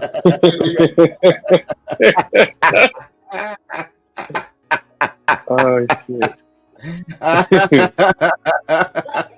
No 5 stars tonight. We don't give a shit about that. We want you to wrap it up and let's go. I mean, Pretty Deadly as comic relief, right? Gargano and Ciampa better finish them quick. Pretty Deadly, maybe for now. But if you see them in the NXT UK and NXT, they were multi-time champions. I like about 6 or 5 times. They're really good tag team. It's just, I mean, you got to have an open mind with their goofiness here. But yeah, they're really good. But I mean, but not tonight. It's not the night for them. Like your chef said, put a 5-star display. We don't give a crap if you guys could go. We just want you to wrap it up. Hurry up. Wrap that Where's the shit bloodline when you need them? Wrap that shit up. Oh God, that They need to let Solo. They need to let Solo come wreck the ring and everything, and then Roman Reigns come out and do his thing. Yes. This is where yeah. All 3 of the members come in and just wreck this match. Finish it. No winner. Let them rematch. Here we go. They're gonna try to wrap this up. Okay, good. Pin him. 1, 2, 3. Quick count. Come on. Yes. It's over. We got 15 minutes. I'm still in the wrestling match right now. 15 minutes before they get off the air. Come on. All right, don't raise. All right, they raise their hand. Exit. Stage left. The matter of fact, don't even go through the back, the sideway where don't even go through up through the crowd. No, we don't need you to talk about no titles. Get off my TV screen. There we go. Come on, man. Wrap this up. Wrap this up. All right, get out of the ring. Go. Get out of here. Winners are Johnny Gargano and Johnson. Get out of here. Get in the middle. Finish her. See ya. Adios. Go. Get this guy out of here, will you? Get this guy out of here, will you? They just put out a new plate of meatballs. They're nice and hot. Go help yourself with catering and get off my TV screen. Yeah, get this guy out of here, will you? What is it that Cleveland guys eat? What is it that Cleveland guys eat? I don't know. Chili with spaghetti. I don't know. Who the hell cares? They Johnny. They Skyline, just put some Skyline chili. Chili. Some Skyline Chili. There you go. Chili. There you go. They brought you Skyline Chili for your victory. Come on, hurry up. Oh, here we go. Get out of here. Here is Solo Sikoa. Here's Sikoa. Stop talking to the camera. Get out of here. Stop He's talking to the camera. He's taking it. He's taking it all.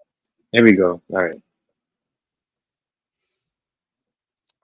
Solo took my advice and put on the chain like I do wear on the streams. So cool. And it will follow. Well, he's I supposed to get a will follow, but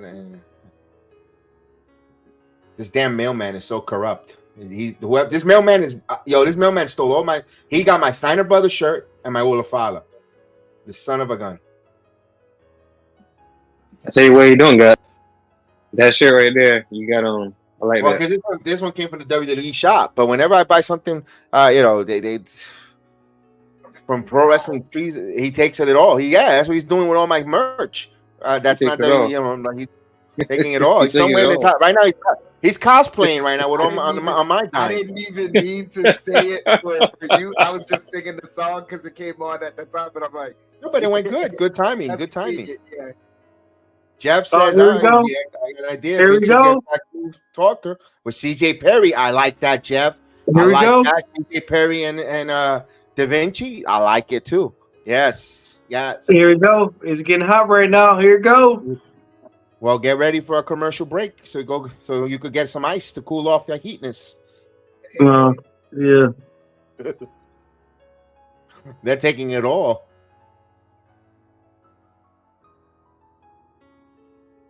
They took that buzz. Remember, they took that buzz away from you real quick. They like, a soul snatcher, and I wasn't even Russo Ruka. Yeah.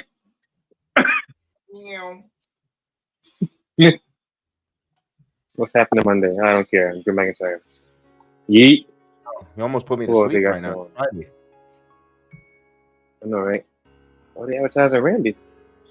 Okay. My best friend Randy. I gotta say to anyone because they rumored that Jacob Fatu was selling on a foot injury. It doesn't make sense. I'm not gonna lie, it doesn't make sense. I was like, if he's selling, he did a great job because he sold it even. Yeah. Now that I'm looking at it in hindsight, because Tongaloa does not look good with the title because he didn't win it. Right. You got to hold it for his brother. Now, what I want to know, what I'm anticipating right now, to be honest with you, when it's time for the interruption, do I get an interruption with the music, or do I get, ladies and gentlemen, my name? Oh, I want Paul Heyman so badly to come out tonight. Ladies and gentlemen. Yes. Even Lou Ferrigno got excited. He's turning green of envy. I probably turned red at the Bloodline this time. Still got that picture of. No, I erased it. I took it off because I figured I would never use it, so I took it off for more room. These guys are coming off next. The Horn Dogs. Yeah. Either that or yeah. I'm running out of room. Maybe I might have to bring out. I gotta. This one could go away today, but I kind of want to get rid of this one, but. Nah, you don't gotta get rid of that one. Life's in there forever. What about these? Quickest cash in spell ever. Oh, 3 handsome men. Put them up. Oh, the lick. What about the what about the lick? What about the lick heard around the world? He looked kind of low key like disgusted after that. Like when she did it, not in that moment right there, but like when she first did it, he's like, I don't think he anticipated that. I don't think she told him he was going to do that. So when he did it, he was like, okay, like you're licking me. Oh, okay. Maybe she had a tuna fish sandwich for catering and. Jack, we're gonna have like 7 minutes, literally. I'm telling you, I told you. That's why I'm like, yo, come on. I gotta hear Solo talk for 5.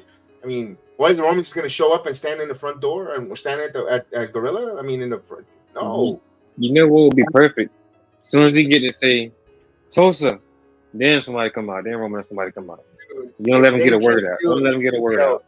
Yo, if they just do a camera shot of him arriving, walking into Gorilla, and then he walks in, and then it's just a face to face, and that's how they ended with him not saying a word. I swear to you, I'm gonna be pissed off. But here's the let me be devious about that. What if they do that on purpose? So when they go to the USA Network, there ain't gonna be no complaint for 3 hours long over SmackDown and kind of F you, Fox. But people are tuning in tonight just to watch this. They're gonna have they're getting a monster rating for this. Oh yeah. Look at Solo. First match after the SummerSlam. Yeah, they look weird. They look weird holding the title. Slick Rick over there. Hurry up. There you go. All right, we're back. Here we go. Tulsa, Oklahoma. He's gonna do it. He's gonna do it. He's gonna do it. He's gonna do it. He's gonna say it. Acknowledge me. Oh, they went. What the hell? It went off the air. Get back on.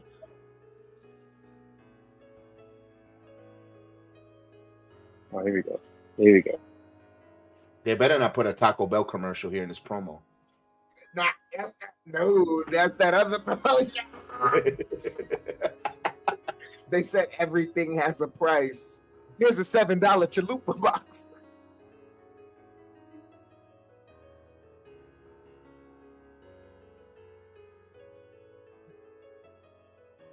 Ooh.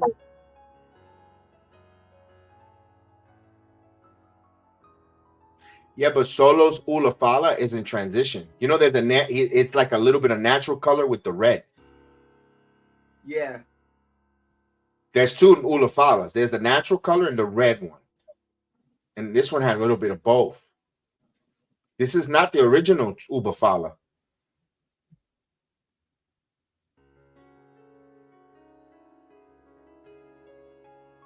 Oh, here we go. Ladies and gentlemen.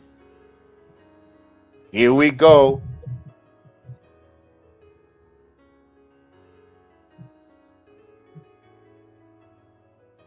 Look at all the hypocrites putting the ones in the air.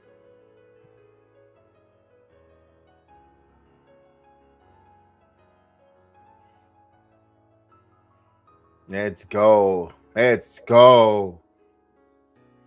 Ho, ho, ho, ho.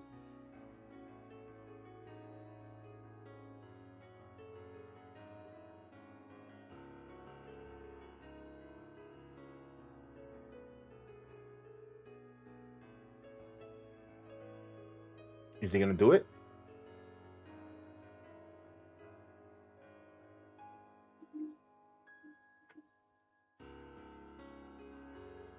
No, he did not. Wait a minute. How does he know?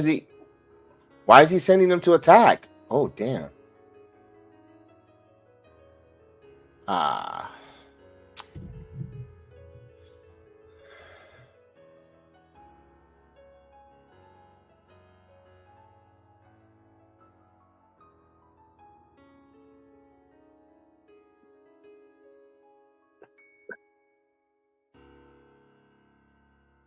Well.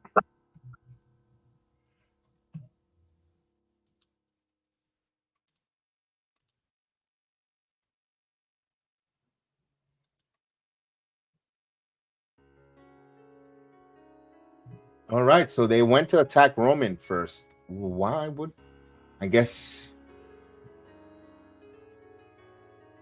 Tonga lowered there. I mean, Tama Tonga deserved that one. I don't know if you know the history between him and Roman Reigns on Twitter, Jedi. They had a little bit of a spot, yeah. Okay. Yeah. Wait a minute. Wow, Solo Sikoa took off his vest. Yo, he just crushed the both of them. Those pants are all the way up past the navel. Solo got those pants up high. Yeah, I know.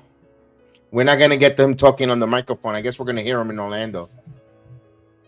Oh, physicality. Oh. Ooh, ah.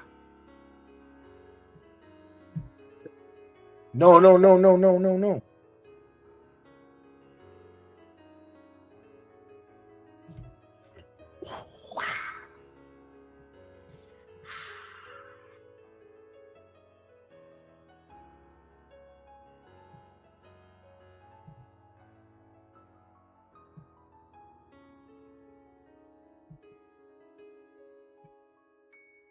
Oh, uh-oh.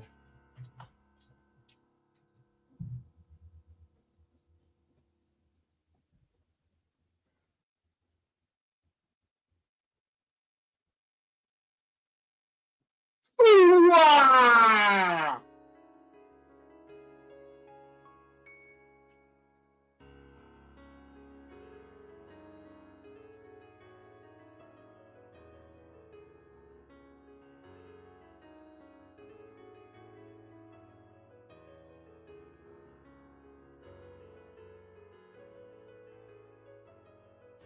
Huh, that was interesting. That was interesting there. You got 2 minutes, pal. Yep, the Jessica Carr just told him. You got 2 minutes. Oh, here we go. Here's Camacho. Yep, we knew it. Down goes Slick Rick.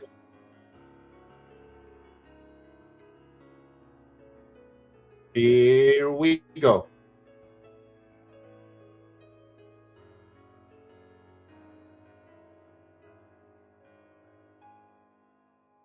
Damn. Almost took his other eye out.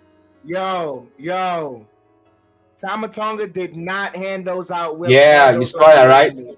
You saw that, right? Tama Tonga did not hand the. He hesitated. It felt like he had the Infinity Gauntlet that he wanted to put on the gauntlet himself and snap his fingers.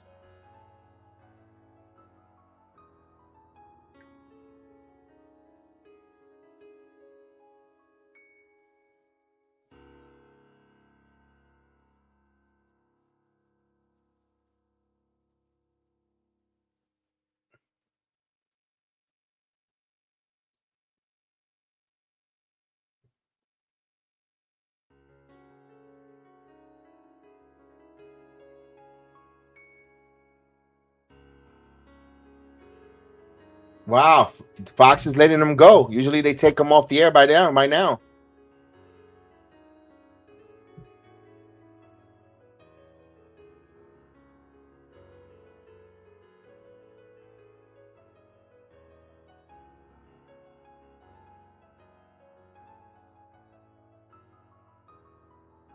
Oh, Tama Tonga, this is your receipt, brother. Boom!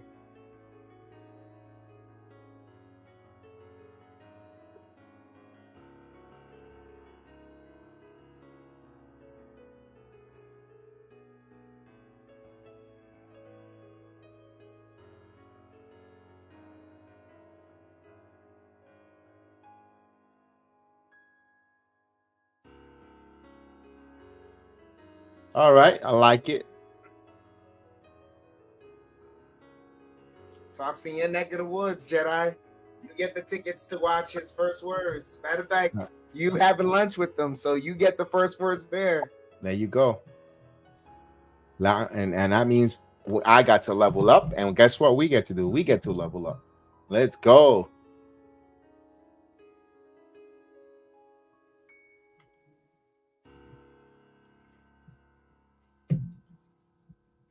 Whoa, level up time. Tribal combat. I think D-Walk fell off for the count. He's quiet. Oh, yeah. Ding, ding, ding. Ring the bell. He's done for.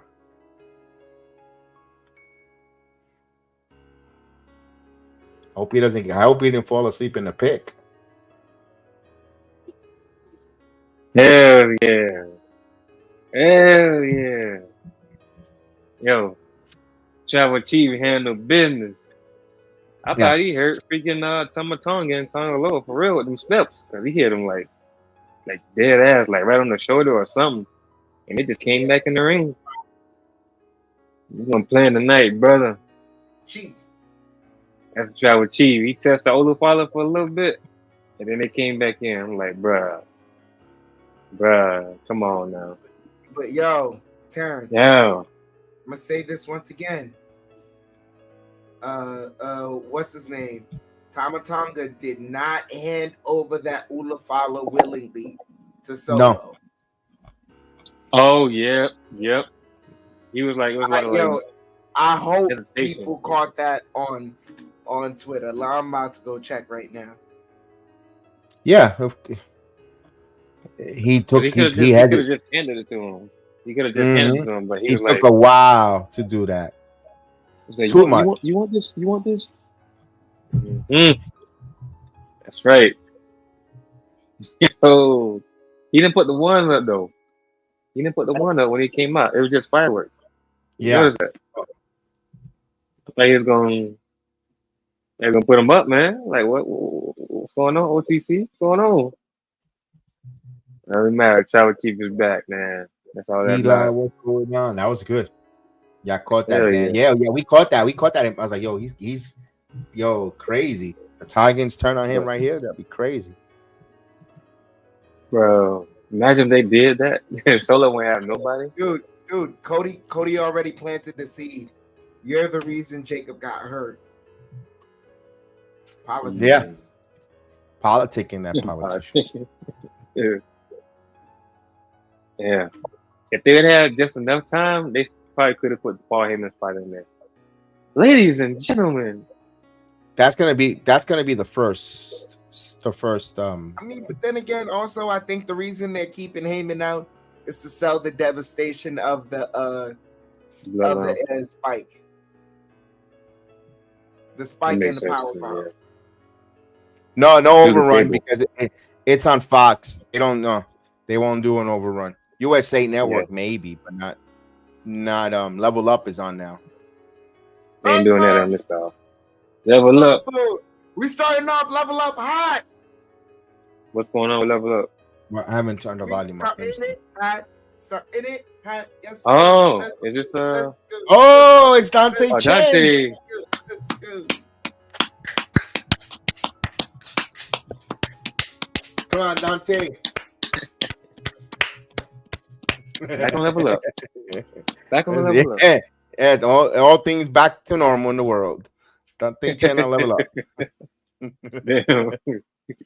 Damn. That's messed up. Yo, why you gotta do them like that? Back to normal. Roman back. Dante Chen's on Level Up. How you doing? Salute, What's up, man? salute. Eli. How y'all doing on this Friday, man? Good, man. Good. Doing good. Doing good in the hood. How you doing, man? Doing all right? Yeah, I'm good, man. I was just checking in late in the show because I missed the beginning to middle. So yeah, man. Not the OTC, beginning, man. Original Tribal Chief. You know? Oh, Dante was on TNA yesterday. I was working overnight, so I didn't watch TNA last night. I got it. Sorry, I was watching the Giants pregame. We smacked the Lions 14-3. Yeah, Giants on the road to the Super Bowl. I'm joking. Nah. Who's this? Yeah, man. Tribal Chief came back and handled business. You ain't seen him before? I thought y'all seen him wrestle before. Yeah, I've seen him before, but I don't think You Dante Chen going over. Nah. I mean, Hey, man. Roman, we got lunch next week. Don't forget. We got a little 9 rounds of golf. That's why, Eli, we got connections, brother. Tribal Chief, we're gonna be up there next week. Tea time at 10:30 at Bay Hill. Islandsworth. We down them in the back, bro. Let's get it. Yo, but what you think about Raw, man? You watch Raw? Oh yeah, Raw was wonderful, man. Oh yeah, Raw was wonderful, bro. No, Level Up just started, Yeah, Roman. We just started. Level Up just started right now on the It's on Peacock. Yeah, Raw. SmackDown just finished. Tonight though, I really enjoyed that segment with Kevin Owens and Cody Rhodes backstage with Nick Aldis. I thought like the promo Kevin Owens cut, I really liked that. Like he shot from the hip with that one. Like, I like that segment right there. Okay. I just didn't like him like not wanting the title shot. Like they had a whole backstage segment. They had a whole backstage segment about him not wanting the title shot. But when Roman's name is mentioned, oh no, he can't have it. Yeah, that was And, that was that was that was I think that was a yeah, play on Nick Aldis, like that they baited him into accepting it. yeah. I understood You the can't concept go. Like that that they was were rage bait. going for with it. I just didn't like the process as to how they went about going with it. As far as like Yeah, I Terrence said, agree. it just didn't make sense to me. I mean, but Damn. SmackDown need to be 3 hours after tonight. Right, Jedi? Yeah. Yeah. They took forever. It was like, my They had a goodness. whole Nah, our match, especially man. because especially when you think about the fact that SmackDown also does a better job of like showcasing the women. Oh, They didn't really get to showcase them tonight. that's a good point too. I didn't even notice that. At least No, they they had left like some backstage segments and stuff. the Nia Jax thing out. Yeah. Then we had Chelsea and Tiffany have their backstage segment, which is pretty good. That was good. Shout out to Nine, man. I'm so happy for her, man. It's some losers out here still hating on her, man. I don't understand it, bro. She improved, she got better, bro. Like, She earned it. come on, bro. Yeah, Yeah. man. She been doing the best work of her career, bro. No pun intended. You know what I'm saying? She's on How you fire, doing? bro. Like, give her credit. That's that Gatorade going around. A lot of people doing their best work of their career with that. So it's whatever they're giving, time out, feeding them and catering. Wait. What'd you say? What'd you say, Eli? I didn't catch that. All I'm saying, yeah, man, she doing the best work of her career. No pun intended, man. Like for real though, like and they hating, bro. Like she crazy. I'm not. No, I'm not.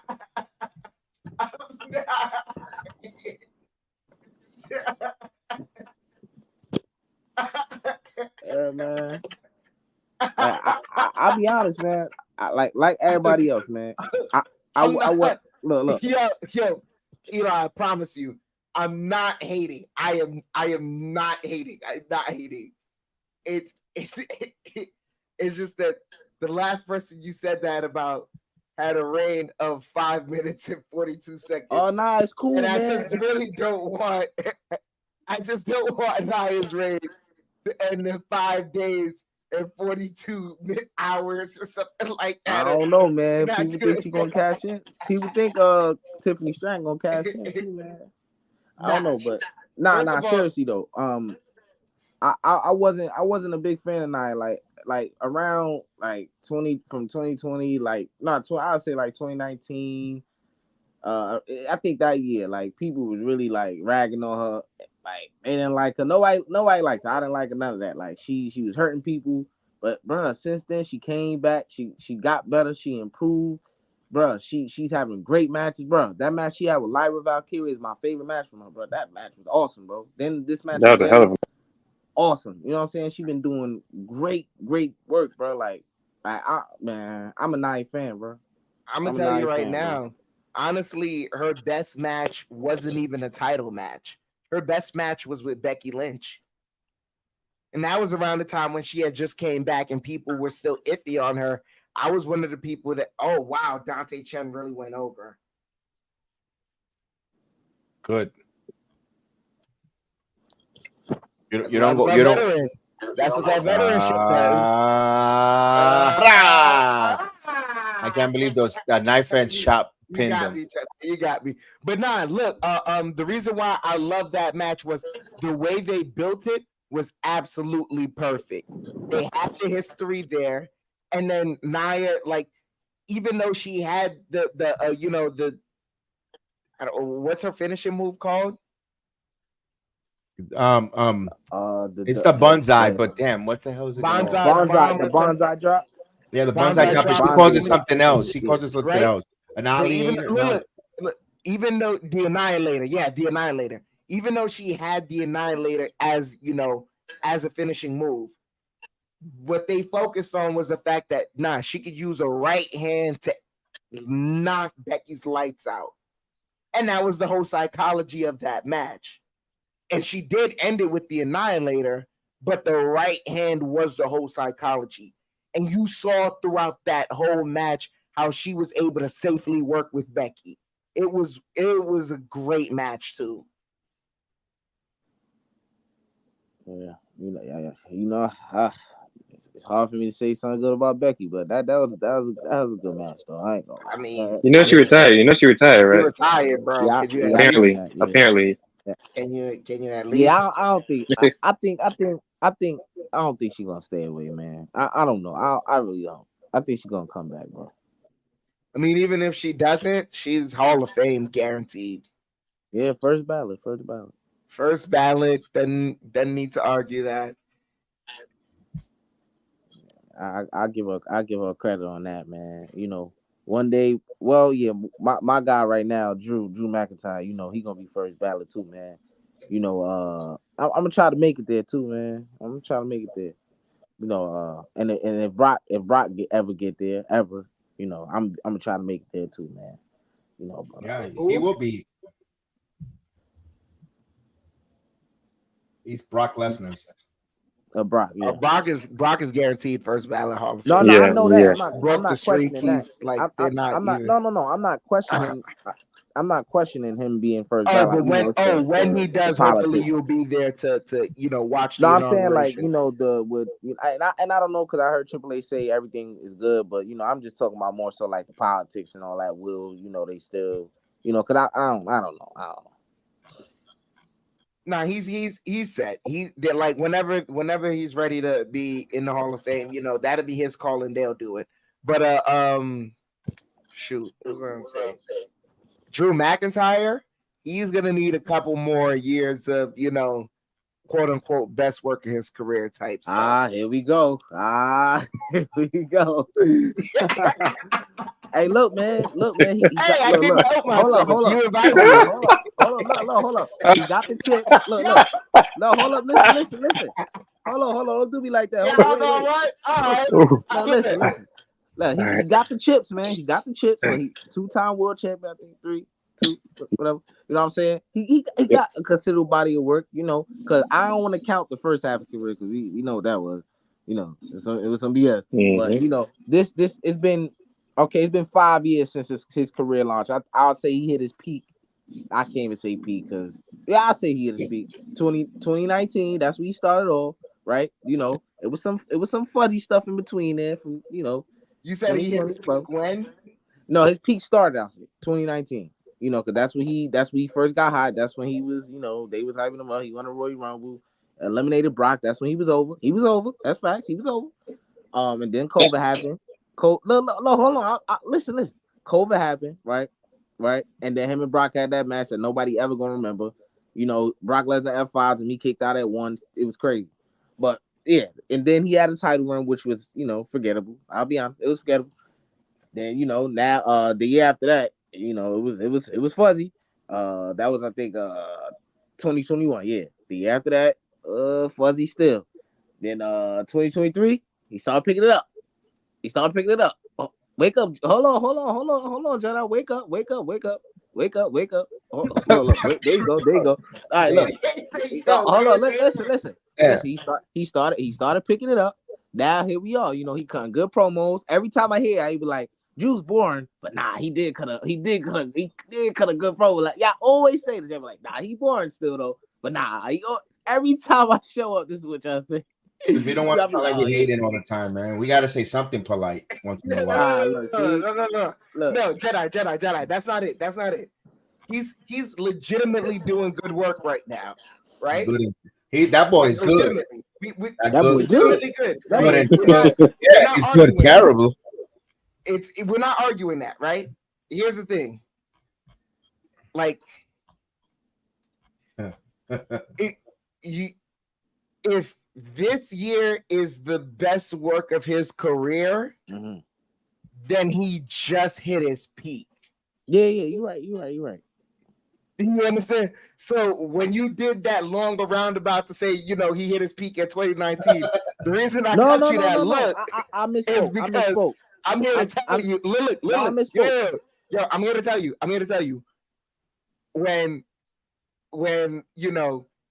he came back to the company and they were like, oh my gosh, he actually proved that he could be, somewhat a little bit more interesting than whatever little gimmick they gave him. That wasn't the peak of his career.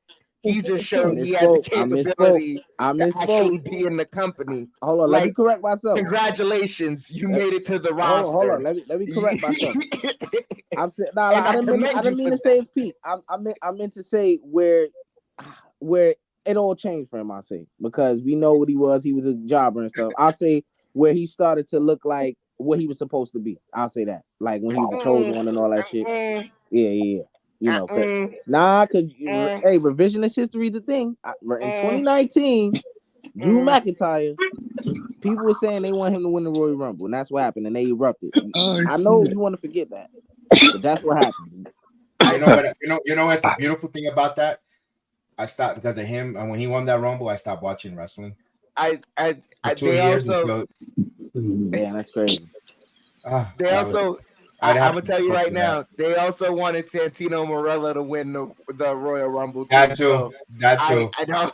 Oh, so I don't now we're take diminishing the Royal Rumble. I don't Stop. Come on, I'm stop, sorry bro. to tell you, but Stop, I don't take much credence. Nah, we ain't gonna diminish the Royal Rumble, bro. Nah, we ain't doing that, bro. We ain't doing that, We ain't doing that, bro. Nah. We ain't doing that, bro. Hold up, wait. And this is I love this conversation. I love having this conversation with you. Yeah. Because now here's where you're getting it conflated. It's good You debate, think man. I'm saying Drew McIntyre equals Santino Marella, right? And that's where you're wrong. I'm saying you're hinging your opinion on a crowd full of hamsters. They're all hamsters. That's what they are. Come on, man. Stop. With all Come on, hamster man. wheels. Stop. Case in point, Vince McMahon was able to become hold up. of these people I hate to who potentially could have become a billionaire, but messed it up due to his own mistakes. And even now, he's at a point where the company he made is now aligned with billionaires. So he knew how to work the hamsters to make them run on the wheel. So when you say they went crazy for Drew McIntyre, they also went crazy for Santino Let me cut you off right there. Let me cut you off me. right there. Hold on. I'm gonna cut you off right there because shout out to OT, shout out to OTC, shout out to OTC. You know what I'm saying? But hold up now. There was a time when he won a Royal Rumble and they weren't cheering for him and Vince was trying his hardest. So let's not say, oh yeah, he got the people to do what they for Drew McIntyre. He got them to he worked it and no. Stop it. Yeah.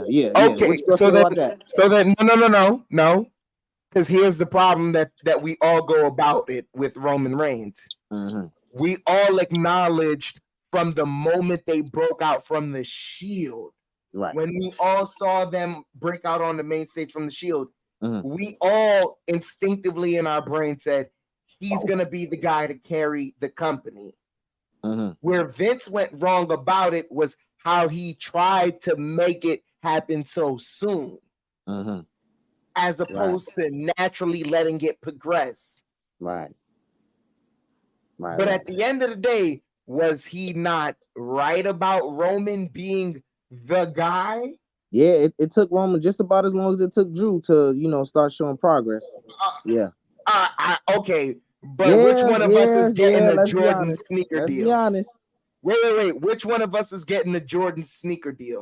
We ain't talking about that. That's irrelevant. Wait. That's irrelevant. Which one of us made it? Hold on. No. I just got one more question. I just got one more question. One more question, brother. One more question. Kev, no, hold on. One more question. One more question. It is just one more question. You ready? Nah, which one of us? Which one of us? Bro, that's irrelevant. Cinema, Chef. That's irrelevant, man. You talking about sneakers? Time out. No. Because you just kind of did something that was. I know when I said like the crowd, this, that, whatever with Santino Marella and Drew, I was never comparing Drew to Santino Marella. Now you just compared Drew to Roman Reigns. Oh no, hell no! Now that's where I had to stop you right there because you ain't gonna do that. You're comparing like that. If you're doing that, hold on. I know it's no comparison, and I love him. You're comparing John Starks to Michael Jordan, and I have to tell you, brother, look, it's hold up, not a good comparison that you're giving me right now. You hogging the mic. You hogging the mic. Understand. Ding, ding, ding, ding, ding. Ring the bell. Ring the bell. Ring the bell. Look, listen to this. Listen to this. Listen to this, bro. Look. Listen to this. Listen to this, bro. I want to make this very clear. Drew McIntyre, Roman Reigns, there's no motherfucking comparison. I just brought that up to say it takes time for people to grow.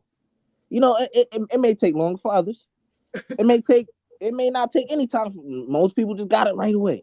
But it takes time. You know, Drew McIntyre had a lot of years in this shit being horrible. 3MB, dancing, parading around, all this type of stuff. He was a jobber. You know, before he was a jobber, he was the quote unquote chosen one or whatever. He had the white and blue gear, whatever.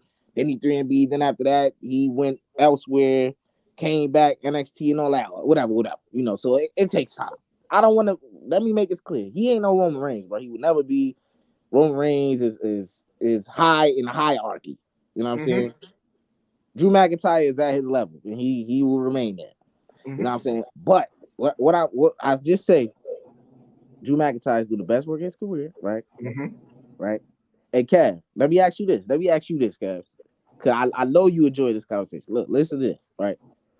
Keep it a thou wow. Keep it a buck, Kev. Right? Drew McIntyre, did it not take him just as long as it took Roman Reigns to finally start showing progress in terms of what the goal is for them? No. And why do you say that? Because he hasn't done it yet. Roman has. Okay. I see, that's why you asked the wrong guy. That you should have kept the conversation with me. I see. No. Hold up, Chef. Hold up, Chef. Let the great one get this conversation out. Hold up. So look, listen to this, guys. I understand. You know, I asked the wrong person because I know y'all don't even like Drew. So, you know, y'all gonna give him his fair shake here and there. You know, but when it comes to this convo, I understand. I'm not saying that he's accomplished what Roman did, right? I'm talking about in terms of showing progress. Like, okay, he's finally starting to, you know, do the thing. I'm not saying that what Drew has done is equivalent to what Roman has done. I'm talking about to the point where he was not that great, and then he started to show progress. If you get what I'm saying. Okay. Let me ask this. If you were to start a wrestling company today, I'm giving you $9 billion. Are you going to start it with Drew McIntyre, your first wrestler, to showcase and go around the world and get a TV deal, merchandise, and people? I don't think. Look, listen to this. I don't think that's a no brainer. Who I don't. That's not the conversation. I'm not arguing for Drew McIntyre's. You know, go ahead. That's the question. He's not. So you can't. You gotta cater, or you have to push or promote the guy or the girl that will do that for you. He's not, but he's just a good story, but he's not the guy. So. Okay. So then wait. All right. Here's where we have we have an agreement, but then here's where we start to have a differ of opinion, and I can state this. Here's where we agree on is that we all have come to the agreement, right? It's funny enough statement. We love saying it, but Drew McIntyre is currently doing the best work of his career. And we all agree it does take certain, different times for different wrestlers to grow. It is what it is. But when it pops, it's there for them. And, if it's worth it for you to watch it, you're going to watch it and be entertained and enjoy it. Right. Where we differ on opinion is like, you see it and you're like, yo, he's doing the best work of his career and I'm enjoying watching this, right? Right. And that's all kudos to you. That's, your flavor. It is what it is. Right. I think we all three across the board here can say unanimously we see it as like, we understand you're doing the best work of your career right now. Right. And it's still not enough. We really don't care.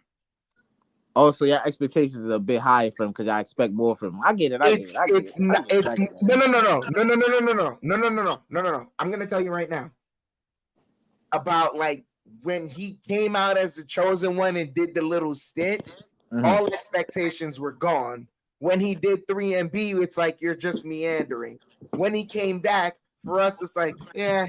And now we're at the understanding. It's like you're cutting great promos and you're doing the best work of your career. But in the same note, we kind of just don't care because we don't feel that this is the entertainment value enough for us to watch this. If anything, we think there are possibly other guys on the roster right now who don't have the TV time that you have that could do way more with it. Like who? While you are doing the best work of your career. Like right who? now, the name may not come to mind for us right now. Yeah. But if we were to look at the Raw roster, there are possibly a couple of names that we feel that if this guy or that guy was having the same interaction with CM Punk, their promo skills could if there is that guy, you would be able to name at least one off the top of the head. Listen. I'm just saying. Their promo skills could grow in the way that McIntyre's did, and it would be way more of entertainment value to us than what McIntyre is doing. But that's just our flavor. Mm-hmm. We're not saying you're wrong for feeling the way you're feeling at all. Right. Like it's different strokes for different folks. That's where we're coming to an agreement to as well. But we have to come to an agreement as well. It's like we understand, you feel that work that he's doing is like, highly entertaining. We're like, we can group all the totality of it, the social media work and this, that, whatever, and it'd be like, I'm not even gonna lie. If even someone else was doing this, it would be more entertaining. We don't know, like it's maybe his face. All right. Can I pose the question? Can I pose the question? If there's this mystery man, right? This whoever the person is, right? Mm-hmm. If there is that person, right? If it's so easy to say, yeah, there's blase many superstars who could do this and that with CM Punk, it should be easy to name that one person off the top of your head. If he's that good. I mean, I'm just being honest. If he's gonna cut better promos than Drew and make it more entertaining, Damian Priest. Damian Priest, but I didn't say Damian Priest's name right away because he's doing something different. He's doing something different. He's doing. Oh, come on! Have you seen what Damian Priest is doing? Or is on the mic? He's looking good. He's been good lately, but when Drew was good lately, it wasn't good enough. But Drew, what Damian Priest is doing is way more spectacular. It's more. Matter of fact, you know who I think with the same opportunities would have looked way better and would have shined way more. Main event Jey Uso. And you may feel like he's getting enough time, but that's only because the merch is flying off the shelf and that's it. By the way, go get you some YEET glasses. Damian. I'm surprised because you being a fellow New Yorker, he's talking about the struggle as a New Yorker, as the work, living and coming up with everything against you. His promo should be talking to all of us, or us New Yorkers, because it's true. All the different stereotypes. It doesn't have to be race. It could be weight. It could be all different things from when we do, and that perseverance, never giving up from a New Yorker, from Damian. There's some reality to Damian's promo. Absolutely. Look, Drew. I mean, Damian. There's nothing that I can relate to with Drew McIntyre. No one told me I was the chosen one. No one ever told me I was a chosen one and live up to expectation. And I get it. You all right? So I kind of understand how y'all look at it. It's more of a relation. Like y'all have to relate to it. I remember, wrestling, like what everybody say. I didn't have it, and they said it many times on this channel, from Hardcore Sports, from Earl Cole, from your sister's ass channel. They all used to tell me the same thing. If I don't have no emotion, I don't know. If I don't have an emotional investment, I can't get behind the wrestler. I'm telling you, I'm getting an emotional investment behind this wrestler because of his promo. He let me into his world, and and seeing his backstory from the A&E documentary, I relate, and that's why I gravitate towards a Damian Priest. Now, McIntyre, I don't relate to because there's nothing that we emotionally connect us. I understand. Hold up. I mean, hold up, Dan. Hold up. Let me get this off. I understand now. Now it's crystal clear to me. You have to have a relation to it. You have to have I understand. So you don't relate to Drew McIntyre, and it makes sense why you don't. Okay, so I understand that aspect. For me, I look at it both ways. Whether I relate to you or not, if what I'm seeing is considered to be good to me, I'm a credit you on that. And if I feel like it's entertaining, I'm a credit you on that. You know what I'm saying? y'all don't see it that way. I understand. I completely understand. Go ahead, man. I'll give you I another mean, example. also here's the other thing too, is I feel like it's not only just a relation to the character, it's a character you could have seen in someone else, a character you may want to be, or a character you absolutely despise. But like Jedi said, I have no, like, when I say I have no relation to that character, I haven't seen anyone who hasn't lived up, been anointed the chosen one and had all that pomp and circumstance and hasn't lived up to their potential. I'll give you another one that I could tell you I could be emotionally invested myself. From my perspective, it's Gunther. And it's not because of his I'm not European, I'm Hispanic. But here's the thing, I fluctuated with weight. And I am currently that the way Gunther is heavy, and I have slimmed down like Gunther, and then I gain again. I know that struggle, so I identify with Gunther, what he's done, slimming down and getting into shape and becoming his perfection at his craft and doing his stuff. I could relate to that as a person watching wrestling and viewing that. The same thing with Roman Reigns. How many times we have had that? I'm one of the oldest cousins of all my grandchildren, of all the grandsons on my grandfather's side. I'm the oldest. So guess what? I kind of look like the elder statement, the wise man, the older, not the tribal chief, but the older cousin. I could relate to that with Roman Reigns. There's a little realism when it comes to wrestling. At least for me, I'm going to tell you my personal experience. Me, I relate those storylines to the wrestling when it comes to that. I know it's wrestling. I know it's entertainment, but there's a little realism that you would gravitate towards a character. So Kevin, let me ask you this: is it strictly because you don't connect with Drew McIntyre, or you just don't find him entertaining? That is what. Both, a little both. I don't know why. Okay. I don't know why. When he won the Rumble, I was like, and I remember I wasn't really into wrestling the way I am covering, but I was watching it. And I wasn't emotionally invested to McIntyre or anybody in that Rumble that year. I'm not like, I need this guy to win because he didn't win. I hate this Rumble. I'm not gonna watch. No, I wasn't invested. I personally didn't know who the hell was gonna be the main event for that when he won the Rumble. We won. I was like, then he came out and I started hearing him, and I don't know, because listen, I love Roddy Piper. But there's something about him and those bagpipes. Maybe it's like a recycle thing. And listen, wrestling is all recycled gimmicks all the time too.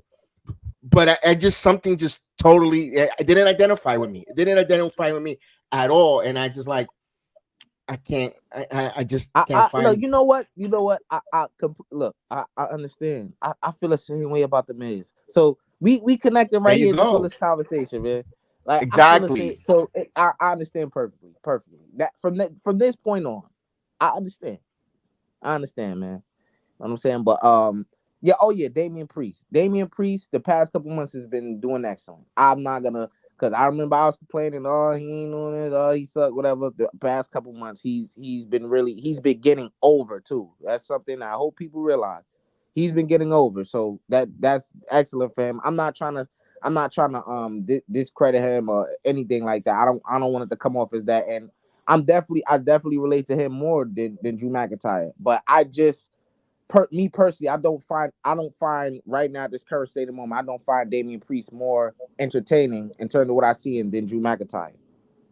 Now, is it because of the internet? Because or the IWC? Because that also weighs a lot too. Because some people, and I'm not saying you're not. Don't misinterpret what I'm gonna say. I'm not saying you, but when you hear Massive going a certain way, you kind of don't. Some people don't like to go against the grain. They just want to go with the current, the flow. If people don't like it, they'll jump on that train and not be an island of relevancy. They want to be part of the gig society or part of the Joneses or ride that wave too. That's a tough one because we all tend to fall a little bit in that. Myself, we're all human. You all tend to fall into that same, sometimes in that wave, And I'm gonna, when I was a kid, why Hulkamania? Everybody loved Hulkamania. I started listening to Hulkamania. Well, liking Hulkamania, but again, with Hulk Hogan, I didn't eat vitamins because he said eat your prayer. My parents didn't buy vitamins. Maybe Flintstone vitamins once in a while. Say your prayer, I mean, my point is because it's a wave of emotions that people, and there was no internet, but that sometimes has a factor too on also when you like a wrestler or don't like the wrestler. I'm just saying that as well, and it's tough because we all tend to fall into that. Sometimes, we don't want to go against the masses, the grain, and I mean, that's just. I mean, you're trying to bring a little realism into wrestling talk as well. At least for us as fan, as what makes a fan like wrestling. Right, yeah, for sure. I definitely understand what you're saying perfectly. Yeah, like I said, I definitely relate to Damian Priest more, and the vignettes they been doing for him, excellent. Like I definitely sat down and my eyes was glued to the TV about it. His story is amazing. He come from nothing, like myself, like many others All of us, of all us of on this us, platform. You know what I'm all of saying? us. So I definitely, but like I said, for me, it's just the entertainment aspect in my opinion. The dude, I'm the sure dude, he probably do even more. right, and Yeah, the dude slept in his car. We all been to that part. I mean, I've lost a home before. We identified with that, with those. I mean, it was his story and his triumph, and we kind of celebrate his success story. And the more we know like about these I documentaries, we understand. And we kind of, oh damn, I didn't look at this I, just like this. I kind of like him. There's other stuff. you, I'm certain. I'm pretty sure the Hardy Boys. I'm pretty sure a lot of folks have dealt with substance abuse issue, or Kirk Angle, but seeing them persevere and being on top, kind of like you could identify. I really like that wrestler because he overcame. It's let's I'll tell you, I'll tell you one moment right here that really had me emotionally invested, and this meant a lot to me, and I know it meant a lot to other people. I wasn't a fan of this guy particularly, never really was, but just the moment and who it was and the history that it made when Kofi Kingston won the belt from Daniel Bryan. there you beautiful. That meant the world to me. That's a special moment in my heart, like honestly. So I understand the emotions in wrestling, bro. Like we all wrestling fans, we understand how, what emotions run. Why, like I understand that for sure. I understand that. Right. And Kofi, here's the thing I like about Kofi, how I invested and of course I'm Hispanic descent, but I grew up in the projects in Prosney. I grew up with a project. And so when Kofi won, it's telling me Hulk Hogan, it wasn't the blonde hair, blue eye guy doesn't always need to go over. Someone that I went to school Right, with, that I lived in the elevator with, that we played in the park, that like Kofi Kingston also right, won the title. He could get over as well in a major company. Yes, there's hope. There's opportunity.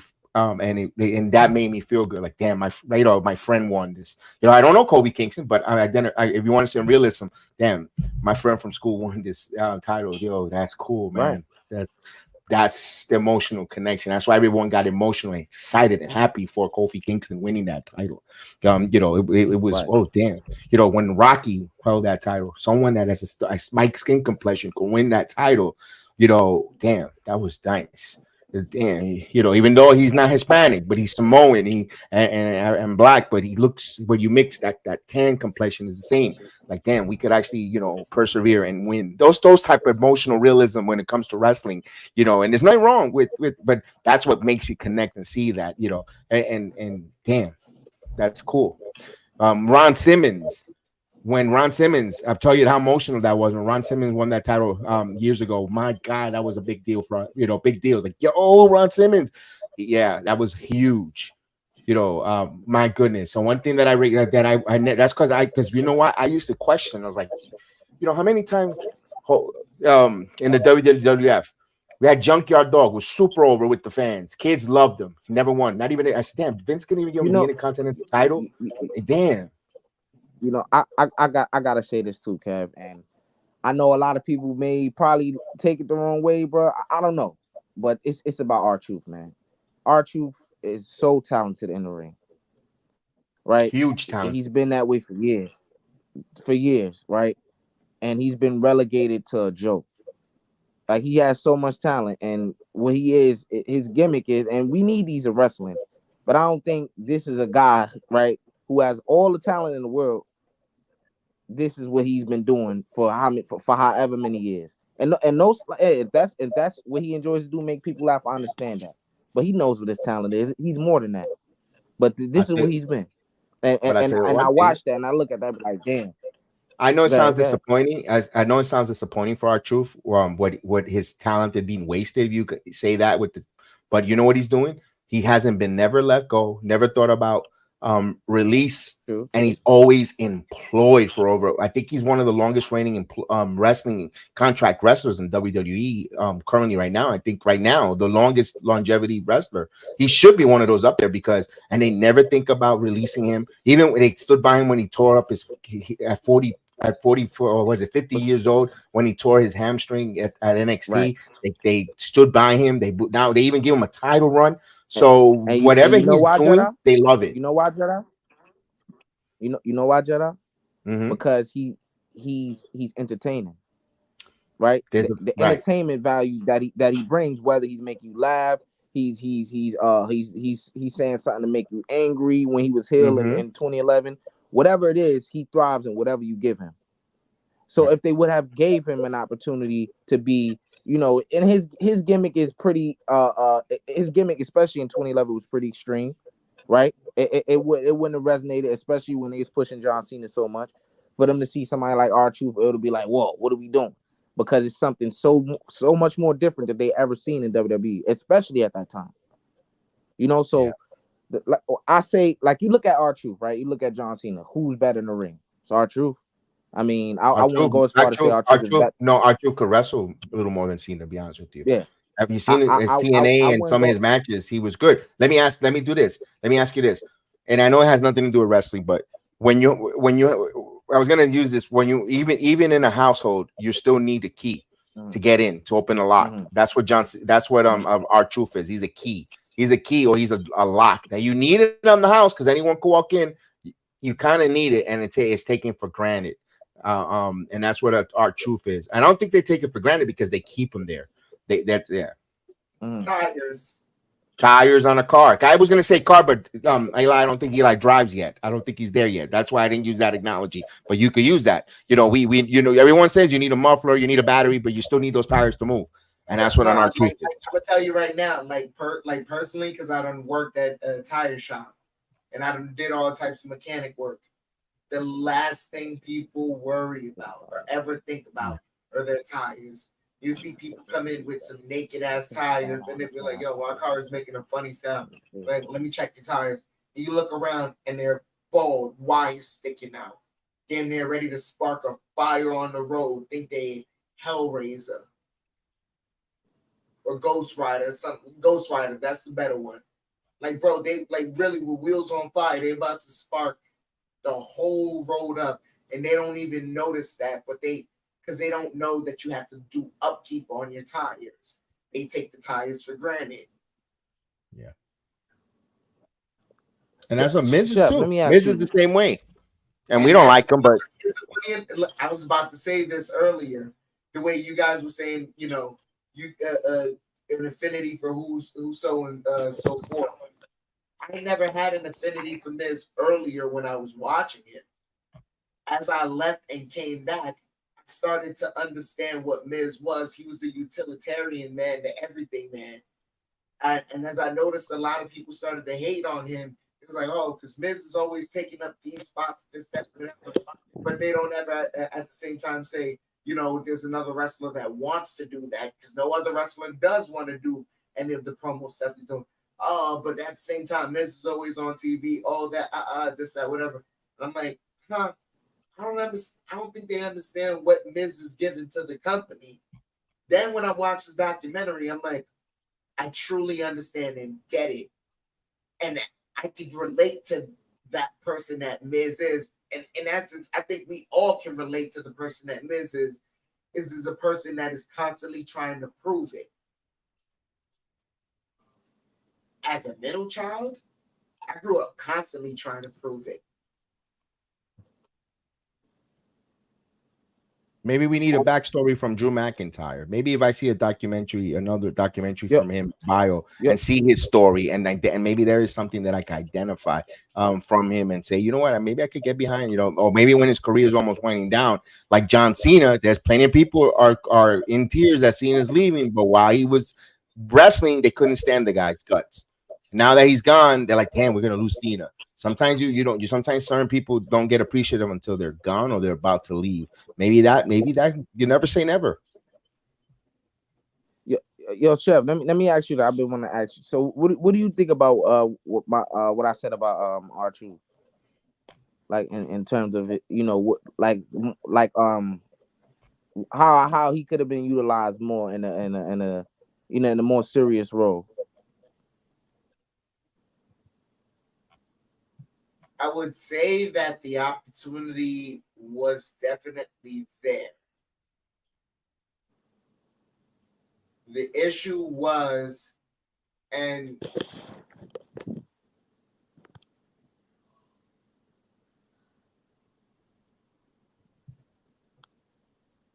the biggest issue that he was never gonna hurdle over.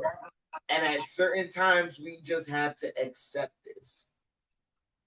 Is that there was a big Wait, you said what? There's an issue that we just gonna have to accept, that like the biggest hurdle that he was just never gonna get over was that there was a big four in wrestling that you just could never be over on. Right. Like for you to indicate that he could have been champion, number one, it would have at most you're gonna say is transitional, because now you're gonna have to tell me who could he have had a legitimate rivalry and that would have been entertaining against, and we all would have everyone would have gone for it between Randy Orton, John Cena, Batista, or Brock Lesnar. And then when you had the emergence of Edge, who was also doing great work within the company at the time, versus R-Truth, who did a lot of his work outside of the company, that's going to handicap you right there. Now, I wasn't too much talking about when he was K quick, because that first thing in WWE was kind of quick, for the tendon. But I'm talking about when he came back in 2011, when it was like there was literally nobody until CM Punk took over at SummerSlam. It was the Miz and John Cena for however long, whatever. That was a horrible year. I'm talking about that year where wrestling was absolutely horrible. Like that was also where they were also doing The Rock as well. Yeah, they were doing a build up between John Cena and The Rock, pretty much. So now you tell me, where does R-Truth fit in the picture between The Rock and John Cena? Especially when you know that the first time I'm talking about. You also got to remember the first time that they were advertising that was once in a lifetime before it became twice in a lifetime. Yeah, I'm talking about. Look at this, right? What I'm saying is, in 2011, it was a dead spot. It was wrestling was cold as hell, right? They were looking for something, like they were scrambling really. Some materialized with CM Punk. It was huge. We already know The Rock and John Cena had their little thing going on, but that was pretty much it. Wrestling was what it was. It wasn't great, right? There's space in there for R-Truth. There's something that, because there weren't many storylines going on. Pretty much 80% of it, I wouldn't say that much. 70% of it was irrelevant. They were having, all these type of weird segments. Matches was random. It wasn't no storytelling. So you could put R-Truth in there somewhere in the mid to main event scene. Here's the issue with sure. That then, because that's you're probably talking about around the time of Miz didn't get the title around then. Cena still had it, right? He was in his little reign of terror. But maybe it was creative. Maybe he was injured. We don't remember. Maybe the Truth might have been injured. No, Kev, here's what I'm gonna say. Like wrestling. No, Kev, hold on. Look, R-Truth was I think this was like the beginning of 2011. He was in this thing with the Miz. They were a tag team and they were wreaking havoc. One time they interrupted the match between Triple H, I think, and CM Punk, jumped them, and then in the Hell in a Cell match with Alberto Del Rio, CM Punk, and John Cena, they jumped them, and then it was this whole thing about Triple H, you gotta control them, and the whole Raw went on strike and all this BS. He was into that type of, so he was like kind of involved and with the main guys, but he was like a side character. That's uncreative. All right, look, no. Because during that time, Cena has the title, right? wrestling wise, and here's where I'm gonna give you one. Like I have to give you one for this because as we're talking about this, there's a certain title reign that someone had where I'm gonna argue for you that R-Truth could have had that title reign. They wasted that title reign, and I know Jedi is gonna absolutely agree with this one. But at the time, you're telling me that wrestling wasn't really doing that well, right? All right, wrestling wise, what you're saying makes sense. Business wise, what I am not going to do is take the title off of John Cena, who is still currently at that, because he's at that time 2011 still making Guinness World Records with Make-A-Wish. I can't take the title off of him. He's a press phenomenon. I cannot take the title off of him business wise. So wrestling wise, you make sense there. Business wise, I just can't do that for my bottom line. Still about making $1, right? But it's still about making hold $1, up. right? Let me make this Now, point. wait. Let me make this point. No, wait. Before you make that point, because I may alter that point, I am going to give you one. They wasted a title reign on a certain individual that I truly believe R-Truth would have done a way better job than this individual. And that person is Alberto Del Rio. Ugh. I think we could all agree. Yeah. R-Truth should have gotten that title reign. As a matter of fact, any title reign that Alberto Del Rio had, because I think he had multiple, R-Truth should have gotten those. I can argue for that most definitely. Those were the most blandest title runs ever. And I can even argue Jack Hagar, Jack Swagger, whatever his name. He could have gotten a couple of those title. Yeah, him too. He could have gotten a couple of those title reigns as well. Yeah. Let me say this, right? Because we know R-Truth with being the having a funny gimmick he got and making people laugh and all this stuff. He's one of the top merch sellers in WWE right now. Whenever he comes out, they explode, they erupt. No did. He is entertaining. So if I'm asking, and I don't know what your opinion is on this, but knowing how talented R-Truth is, right? Do you think that he couldn't have thrived, entertained, and brought revenue to WWE if they gave him the opportunity as, a more serious character? Could he not do the same thing? We don't know because we don't know. No. Right. Me personally, here's the caveat that I'm gonna have to give you with the question you're asking, because you talked about what he's doing right now, right? And the issue with what you're talking about is part of the reason why we love R-Truth and what you're not gonna give him appreciation for at the time back then is his longevity in the game. Because that couldn't have been appreciated until it actually happened. That's part of the reason why we love R-Truth. Now, for me personally, I'm going to tell you, when R-Truth turned heel, because they tried turning him heel, it was a bland move for me. Remember when he smoked the cigarette on TV live? When he turned on Johnny Nitro, whatever his name is, John Mercury or Mr. Eminem. Him too. Him too. Yeah, him too. All of them. When he turned on him, and then he turned on Cena or whatever and all that. Like, you have to remember, they tried making him and Cena a thing, but it wasn't going so well. That here's the funniest part that we don't like. You have to remember this night now. The night that he, I think, qualified for a match with Cena or something like that through a tables match, or he beat Cena through a tables match. That was the same night CM Punk cut the pipe bomb.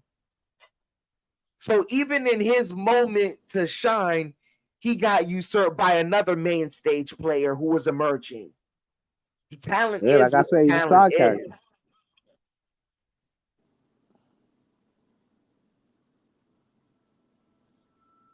Damn, that last comment kind of crazy, Noctane. 93 Octane. But hey, man, I can't disagree with you, man. Nah, he's not a company cornball. You're wilding. That's disrespectful to a legend. NWA World Champion. You're wilding. You're wilding. All right, we're gonna say goodnight tonight for here. We could keep the conversation going, but we're gonna say goodnight. I do want to get one thing in. I want to ask Terrence. Terrence, I wanted to ask this question before we say goodnight. What was that air? Oh, I know you were with us here when Wesley turned heel. I know you wasn't at the performance center. Never disregard. I take it for granted that you're always there. I mean, we didn't get to talk about that. But anyways, we want to thank everyone for joining us tonight. Where did I let it go? I let it left.